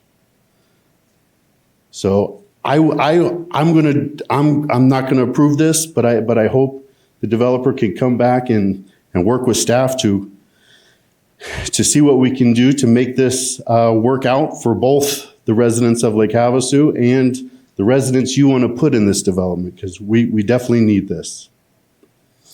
And yeah, that's it. Yeah. Thank you, Councilmember Moses. Councilmember Koch? Thank you, Mayor. Again, I do live in this area, so I'm very familiar with these lots. Actually, oddly enough, my husband and I looked at these a few years back to do a project, not similar, but good idea. However, again, there is a lot of traffic. I run every day. I run on that street, so I'm very familiar. I understand that. Did raise my daughter in the same area, so I know that there was less traffic, 20 years ago than there is right now. And adding more population adds for concern, so I understand that. I understand, walked through there a number of times in the last couple weeks hearing about this project to see. I know apparently people like to park other vehicles on these lots now, so I'm not sure where those vehicles are going to go if something does get put there, but it's parking for somebody. I'm not in favor of this large of a project changing the density that much. I do hope that they can come back to us with something that's more palatable for the community. I hate to see this project completely dead. I think there is some compromise that can be made. However, again, I'm going to echo a few things that our fellow council members said. I've been doing this for a number of years, and it's unfortunate the way some people come in here and want to threaten and belittle and be mean to the council just to get their way. It's not necessary. We hear you. We're listening. We read our emails. We take our phone calls. And this isn't always a glorious job. I would hope you guys would watch enough council meetings to know that. And we're not the enemy. And it's disheartening, really, honestly. And if you want really good people up here, we're not all going to be here forever. That isn't the way to treat them, because you're not going to get good people up here to represent you by treating people that way. So unfortunately, I'm sorry you feel that that's the need that you need to do, but it really isn't the best way to go about this. We want to hear from you. We want to hear what you have to say, but we want to hear it in a positive light. And I don't think that the way that it was portrayed tonight was really how you guys want to portray the citizens of Lake Havasu City. Thank you for your comments. Would anyone else like to make any comments? Councilmember Campbell? Mayor, just a final thought. Again, the current council up here has done an amazing job listening to everybody, changing their mind, and doing what we do up here. That's why we have this. That's why we do this. And yes, I appreciate everyone sitting up here. With that said, I do agree that we need to probably expedite the change of a general plan where we put in these parking, the change in parking. I totally agree. I see it all over the place. It doesn't work out to have everybody parking on our narrow streets. I totally agreed with the project as well. When I went up there, I thought, okay, you saved the commercial node, this one over here, the traffic to McCulloch, that's concerning. I'm not a fan of the 5-foot encroachment, especially on McCulloch, just in case, who knows what our future brings. I also believe that Lake Havasu City is growing to capacity. We have traffic issues and water issues and all that we're going to have to deal with. And the council that's sitting up here is going to have to make the right decisions moving forward. And I think they will. So I will be voting no. I would love for the developer to come back and get within the limits that he needs to be. And we need to take a look at all these things. Thank you so much. Thank you. Any additional comments? I also would like to thank the developer for bringing something forward to help deal with workforce housing. What I always say is the magic of Lake Havasu is the citizens within Lake Havasu. And it took a local company or local resident that has employees here and invested in our community to even bring something forward. And we've been talking about this for quite some time. And I appreciate that. And thank you for making that commitment to our community. I've driven the Delta area a few times. I've been up there on weekends and weekdays just to kind of see and understand the flow. I think that a project like this absolutely could work in that area and actually help develop the commercial nodes that are adjacent to it. But I too think that the density is just too great. So tonight, what's in front of us, there was a lot of testimony given by citizens, but the two things that are in front of us as far as a variance is the parking or the setback off of McCulloch to accommodate the parking, and then also increasing the density from 20 to 40. Those are the issues as far as a variance. Everything else is absolutely what code is. So the parking code is being met with this current development. As far as we heard a lot about water and public safety and firehouses and all those types of things. Those are all things and concerns within our community that we're addressing. At our planning session just a couple of weeks ago, we are moving forward with renewed discussions about the firehouse development over there on Sloop and McCulloch. The chief brought forward a plan for fire, so we're addressing public safety from those areas. We're addressing water. So these concerns might be new and unique to you because it now impacts you, but these are things that this council's been focused on and continues to focus on for the entire community. There was also some mention about development on the north end of town. That's in the county. That's not within our purview. The school district has its own separate public political subdivision with its own elected board. We don't get to dictate those things, but just for the record, enrollment is flat. So we heard that schools were over are fuller than ever. The enrollment is flat. So that's where the truth is. So it's just important that we all understand what the information is. But with the previous action item that we did with the minor amendment, it now allows for high density residential in that area, but it would have to be 20 units per acre unless this item moves forward. With that being said, I'll entertain a motion. A lack of motion would have the item fail. So any council member have an interest in making a motion? No motion for me. All right, seeing none, this item fails and we'll move on to the next item on our agenda. All right, item 7.5 is approve amendment number 1 to funding agreement with Gold Lake Havasu. Ms. Gary. Good evening, Mayor and Council. Back on September 13th of 2022, the City Council directed that the Go Lake Havasu funding agreement be amended to include a clause that returns any remaining money that was provided by the city back to the city in the event that Go Lake Havasu dissolves. And so this amendment went to the Go Lake Havasu City Board and they approved it. So now it is before you to approve it. We just took the language straight from the bylaws that are current for Go Lake Havasu and added them into an amendment into our funding agreement. I'm happy to answer any questions that you might have. Thank you, Ms. Gary. And again, this item was requested by council to come forward. And so this is just the official action to accept that based on our direction to the team at the city. Are there any comments before we open the public hearing? All right, this is a public hearing. Would anyone like to address the city council on this item?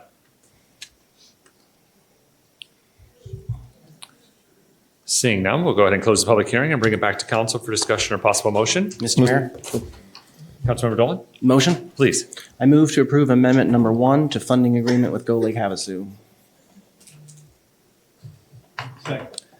We have a motion from Councilmember Dolan, a second from Vice Mayor Lane. Is there any additional discussion?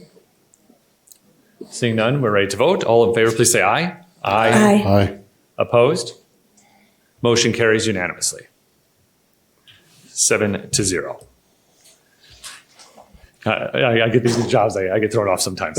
All right, moving on to item 7.6, adopt resolution number 23-3644, approving the submission of a certificate of necessity, CIV, and application for the ambulance ground transportation services to Arizona Department of Health Services. Chief Palafis. Good evening, Mayor, council members. Before you is a resolution for the submittal of our certificate of necessity through the Arizona Department of Health Services. This is, we've been working on for quite a while. We had a discussion in our planning session on February 1st in regards to the next step for ground transport ambulance service. We are partnering a public-private partnership with River Medical. We do have a representative here today, Brad Shelton, the operations. If you have any questions, We did attach the certificate, the application, which is a pretty lengthy, detailed application that we've worked quite extensive on. Our fire study and feasibility study assisted us with the needs assessment to allow us to move forward with this. This resolution is the final step for us to complete our application for the certificate of necessity. Our goal is to enhance the services delivery for ambulance ground transport here in Lake Havasu within the boundaries with our partnership with River Medical. We still have, again, many steps to follow, but this is the last step of getting your support and your approval to submit this application. It does have a limited 2 ambulances, 24/7 with a demand ambulance, and then working closely on a stipulated agreement, which is be a second part of this. I hope you had time to look at the 171 pages in the application. It's a very detailed report that we worked with the entire city staff in regards to making sure that we had the right information that we can move forward. The study assisted with us, and we do have a support letter from River Medical that was included in our application process, and we look forward to dropping this off tomorrow morning in Phoenix. So if you have any questions, I'm here. If you want to speak, sorry. If you have anything, just let me know. Yeah, perfect. Thank you, Chief. And congratulations on bringing this forward. I know the fire study was a big undertaking that Union Department did. And this is the first time we'll have redundancy in our medical transport, which is fantastic, especially being an island like we are through your leadership and the leadership in the department. I'd also like to thank Deputy Chief Jason Stello, and also our EMS coordinator and battalion chief, Tim Maple, for their work on getting this application together, because it is very thorough. So thank you for that. Any other questions, comments from members of the council? Vice Mayor Lane? Thank you. I kind of just want to echo what you had to say, Mr. Mayor. Great job again, Chief. You're really moving us forward. This is redundancy in our emergency medical transportation services at no additional cost to our taxpayers, which is outstanding. I find it interesting that some of the people that were making comments earlier about response times and not having proper medical didn't stick around to hear this item, because what you've done is actually quite phenomenal. And as a resident of this city, and I hate to say this as an elderly resident of this city. Somebody was going to say. God, I beat you to it, Cameron. Thank you. And thank you for the diligence that you and your staff have put into this. I read 171 pages, and then I fell asleep. So sorry. Thank you. It has a good ending. Yeah. Councilmember Koch? I just wanted to say thank you, Chief, and also thank you to River Medical for you guys working together and making this happen for our residents. It's very crucial, and you recognizing that and both of you working really diligently together to get this done. It shows a great teamwork and partnership, and appreciate having you guys in our community. Thank you.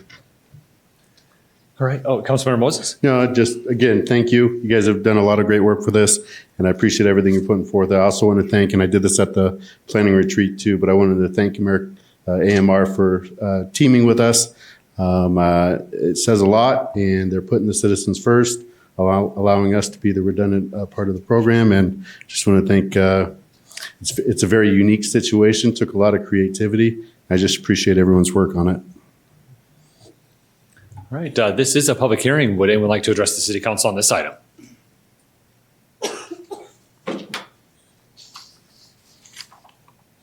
My name is Jason Macklem. I'm a vice president of Lake Havasu Professional Firefighters Association. I just want to go on record in support of the chief for the CON process. And again, thank River Medical for working together with us to support our citizens. So thank you. Thank you. Would anyone else like to address the council on this item?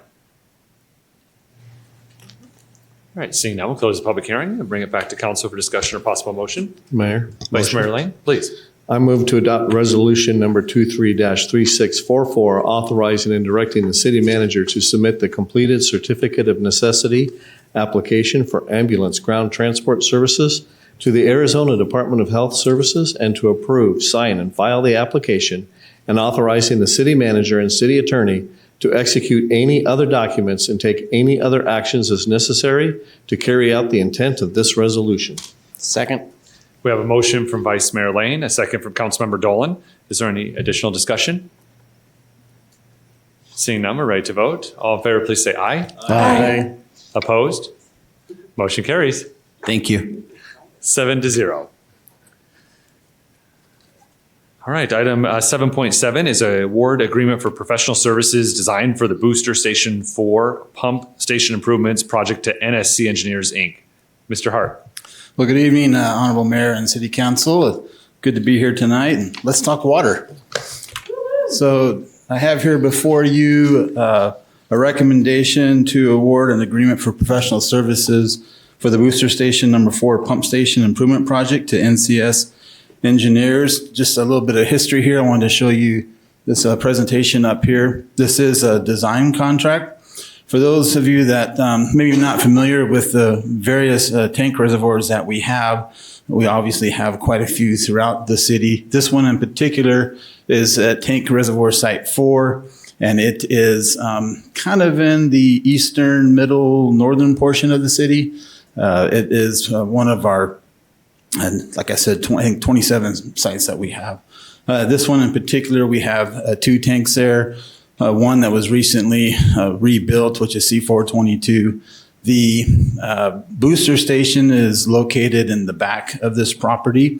It's actually a booster station that was built as a temporary booster station approximately 10 years ago to supply the Havasu foothills area, and it has since kind of become a permanent station for us. So what this project will do is it's part of our capital improvement program, and its purpose is to upgrade this existing station, which I said was originally a temporary, so that the capacities of the pump could be increased to allow for better service. Right now, up in the foothills, these pumps are just at their maximum load, and so they need to be upgraded so that there's not as much stress on them, and then for future development up in that area as we plan to build out. The NCS's scope of work will be to design the replacement booster station pumps with larger pumps, replace valves, piping, the addition of electrical panels, designing of a new PRV station on Cherry Tree Boulevard, et cetera. So it's going to take approximately 6 months in terms of design, and its anticipated completion will be in August of 23. If you have any questions, I'd love to entertain them. Thank you, Mr. Hart. Are there any questions from members of the council for Mr. Hart? All right, this is a public hearing. Would anyone like to address the city council on this item? Seeing none, we'll go ahead and close the public hearing, bring it back to council for any discussion, questions, comments, or motion. Yeah, Councilmember Moses? Yeah. I move to award the agreement for professional services for the Booster Station 4 Pump Station Improvements Project to NCS Engineers, Inc. in the amount of $149,320. Second. Third. We have a motion from Councilmember Moses, a second from Councilmember Koch. Is there any additional discussion? Seeing none, we're ready to vote. All those in favor, please say aye. Aye. Aye. Opposed? Motion carries 7-0. Yeah, 7-0. Thank you, Mr. Hart. All right, 7.8 is our final public hearing, and it's approved the cooperative purchase with ARI Phoenix Inc. for 4 ARI Hetero wheel lifts. Mr. Young? Good evening, Mayor and Council. I just want to confirm that contrary to my friend Bobby's belief, I am not here to buy a truck tonight. Yeah. Okay. So, however, I am here to buy lifts that lift these trucks. So, to the ARI in Phoenix and the cooperative, our ARI Hetero lifts are individual lifts that we use to put under the wheels of our specialty vehicles, our fire engines, our Vector trucks, that allow us the room throughout the shop to lift these vehicles to the heights we need to do. Any of the 2-post lifts, they have roof racks, so if you go up too high, some of our big stuff fit. Our current set of them is over 20 years old, and we can no longer get parts. So the good news is they're allowing us to trade those in so we can get a new set for $67,088.66. So I ask your approval to get those so we can keep working on these vehicles.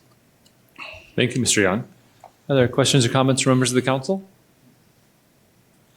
Yeah, I never would have thought how much wheel they cost, but I think it seems like it's not very much money at all for what it's going to do.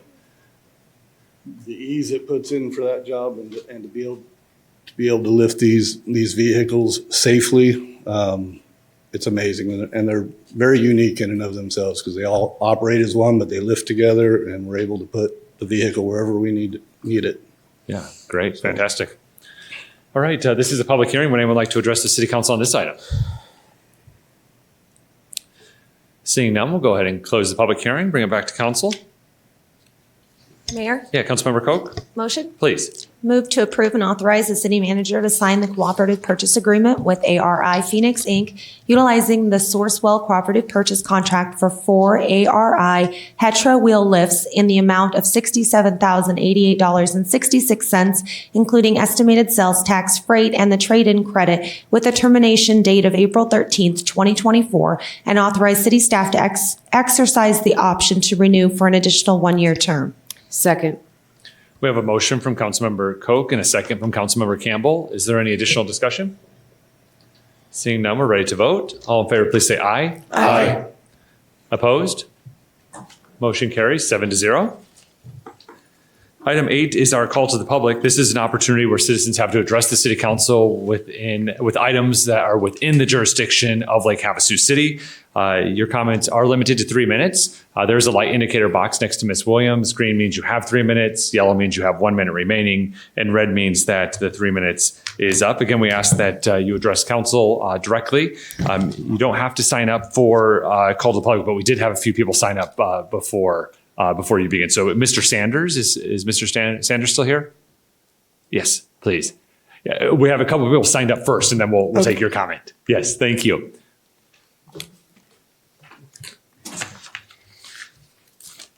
Mayor and council members, good evening. I am Tom Sanders, and I'm speaking on behalf of Our Lady of the Lake Soup Kitchen.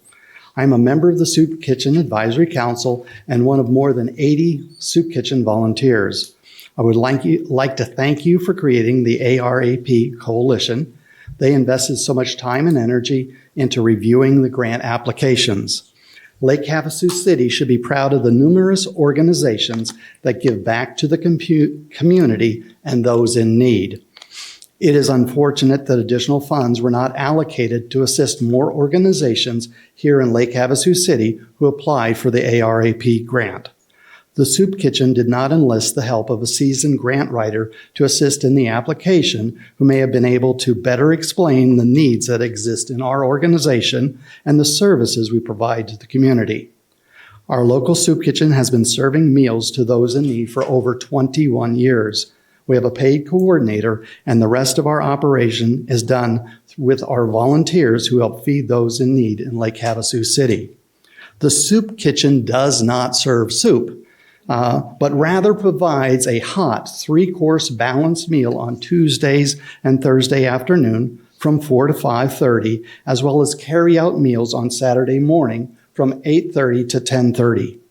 Since COVID, our guests can receive hot takeout meals if they do not want to dine in. We also provide carry-out meals for the following day. In addition to sit-down and takeout meals, we provide food that our guests can also take with them after their visit. This way, they can have food for the days that we are not serving.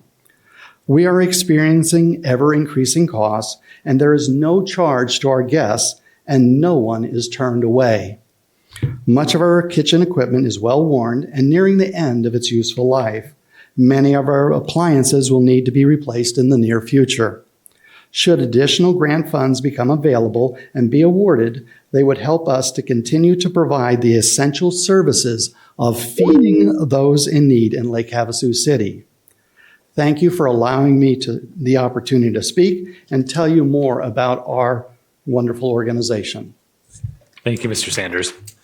Since this is the first time we've done it at the end of the meeting, I forgot to say that during call to the public, it's a one-way conversation. So we just listen intently. We can't actually respond like we could on comments earlier. So with that, the next speaker is Ms. Simmons.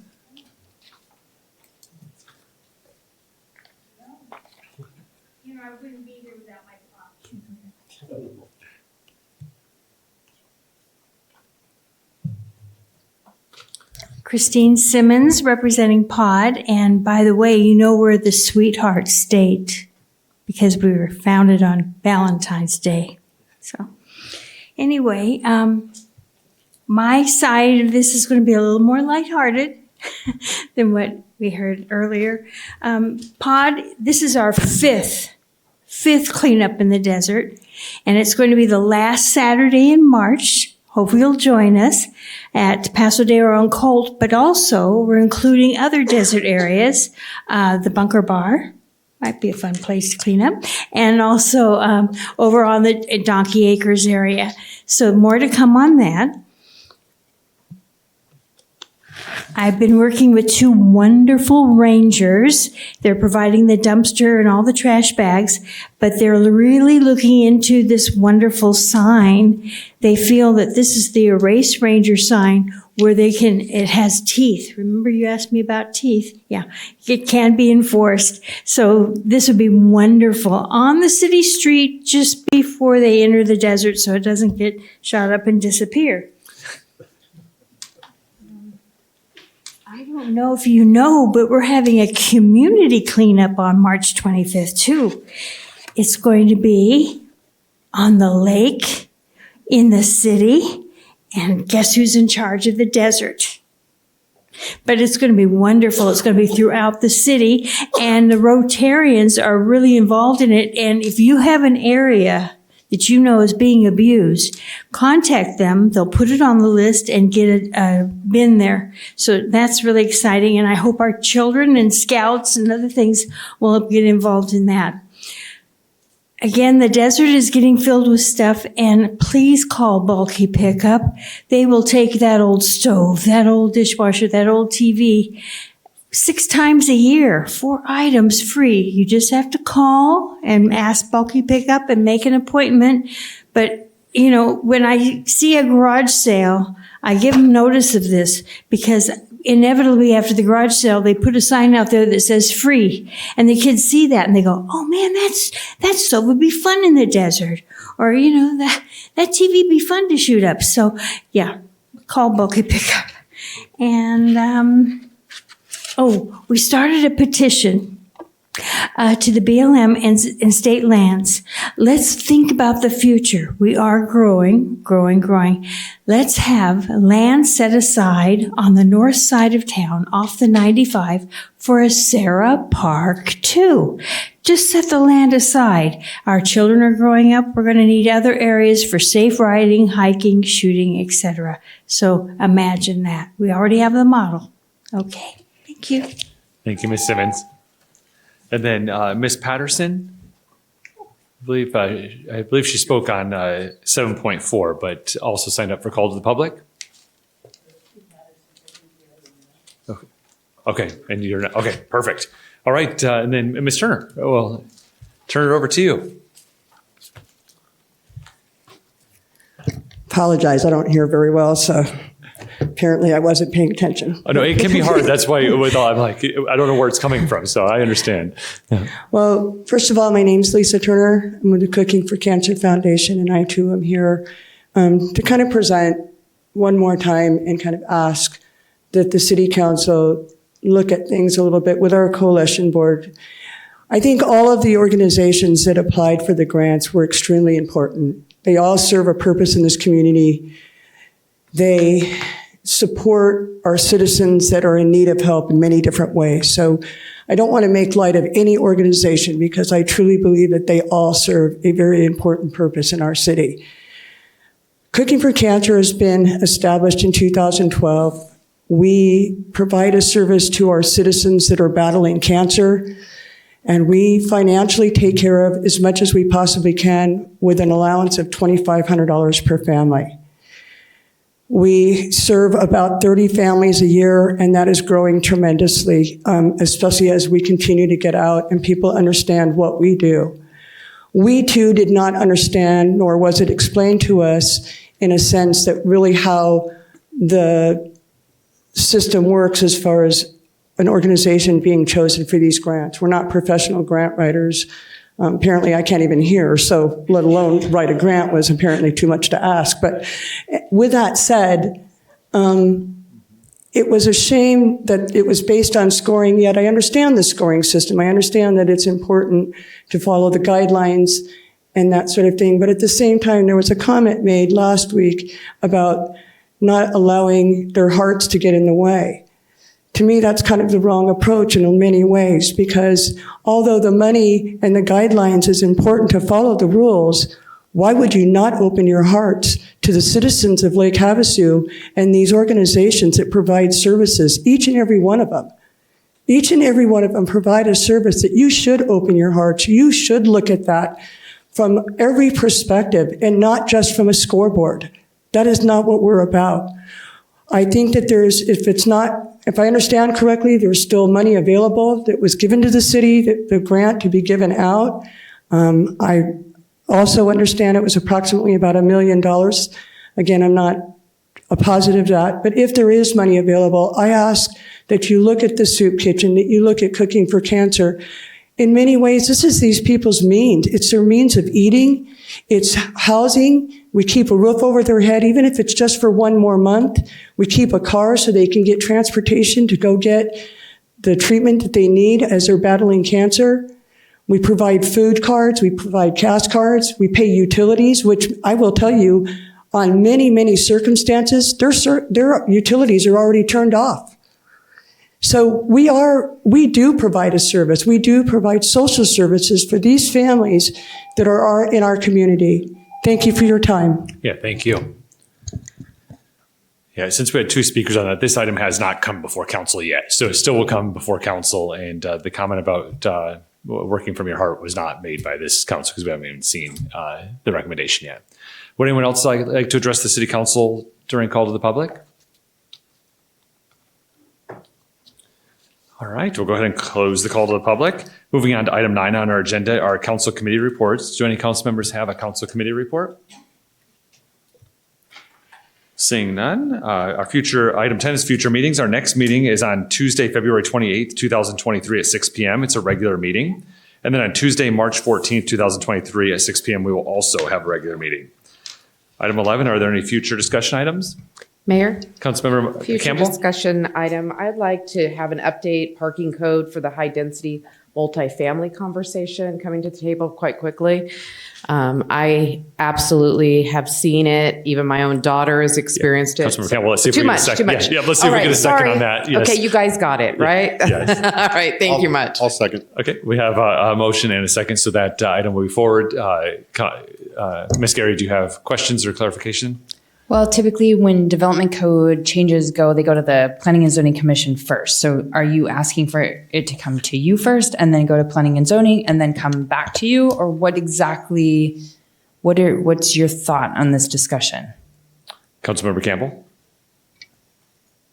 Can we recommend that Planning and Zoning have this discussion?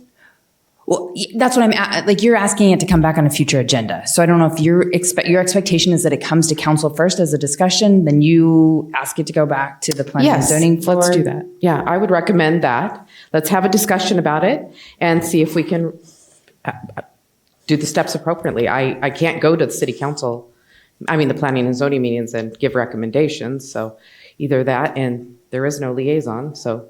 Okay, so we have, is your second stand? Yeah, that aligns exactly what I was thinking. Planning and zoning is approving or denying based on parking requirements that we kind of need them to set. So if they don't agree with it, maybe they need to talk about it. Ms. Gary or Mr. Knudsen, does that give? So it's going to come to council first, and then council will give our feedback and then make a decision if we're going to send it back through planning and zoning to come back with a recommendation from P&Z to us for change. That's what we're talking about. That's what we have the motion in the second for. No, I was just wanting P&Z to talk about it. Oh, I'm sorry. I misunderstood. Yeah, that. Okay. Sorry. And is that what you were saying too, Nancy? No. Jeez, we're terrible. Motion to discuss, have council just have a discussion on this, on how we feel, how does it look before maybe planning and zoning can come to us. And then we have the discussion, and if it means sending it back to planning and zoning, then that's what we'll do, if that's the steps that we do it. But I understand that it was the council that approve the general plan, which changed the parking codes. No, general plan has nothing to do with the parking. But I mean, setting that aside, any changes to the development code go through planning and zoning. So if you come back and you discuss it, which is fine, if you are suggesting that it be changed or you want a recommendation to change it, it'll go back to P&Z, no matter what, unless you all decide up here that you don't want any changes, and then it wouldn't go to P&Z. It would just kind of stop there. So it will, if there are going to be changes, it'll go back to P&Z to discussion and back to council. So just for time purposes, it might make more sense like, hey, we want staff to take it back to planning and zoning to get their recommendation to bring to you to discuss it. We can do that. If I'm good everyone's with kind that. of I'm good with that. If staff, okay with that. I'm giving staff recommendation to do that. It's a topic that's coming Okay. up repeatedly, so I don't think it's out of the realm to Okay. have that discussion at P&Z and then bring it back to you. But if you really want to have that discussion first and back, that's No, totally no, up to I you think guys. you're absolutely correct. Let's go ahead and send that back to staff. Yeah, and then they'll Is this send a it proper place to be asking for that even? It'll go to, it's not going to, the staff will make recommendations to, or will make a presentation to the Planning and Zoning Commission to then have Planning and Zoning review it and potentially send us code changes based on their discussion.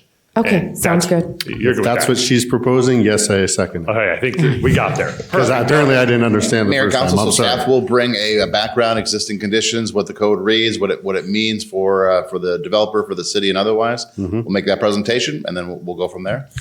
And get feedback from Planning and Zoning, whether they might, Planning and Zoning's conversation might be the code's fine. Yeah, just go to PZ. So I think we're pushing too far from where, since it's not on the agenda. Any other future discussion items? Yeah, and Councilmember Moses? we've talked about this before. The housing study. Keep wanting to say Jackson Pollock, but that's an artist.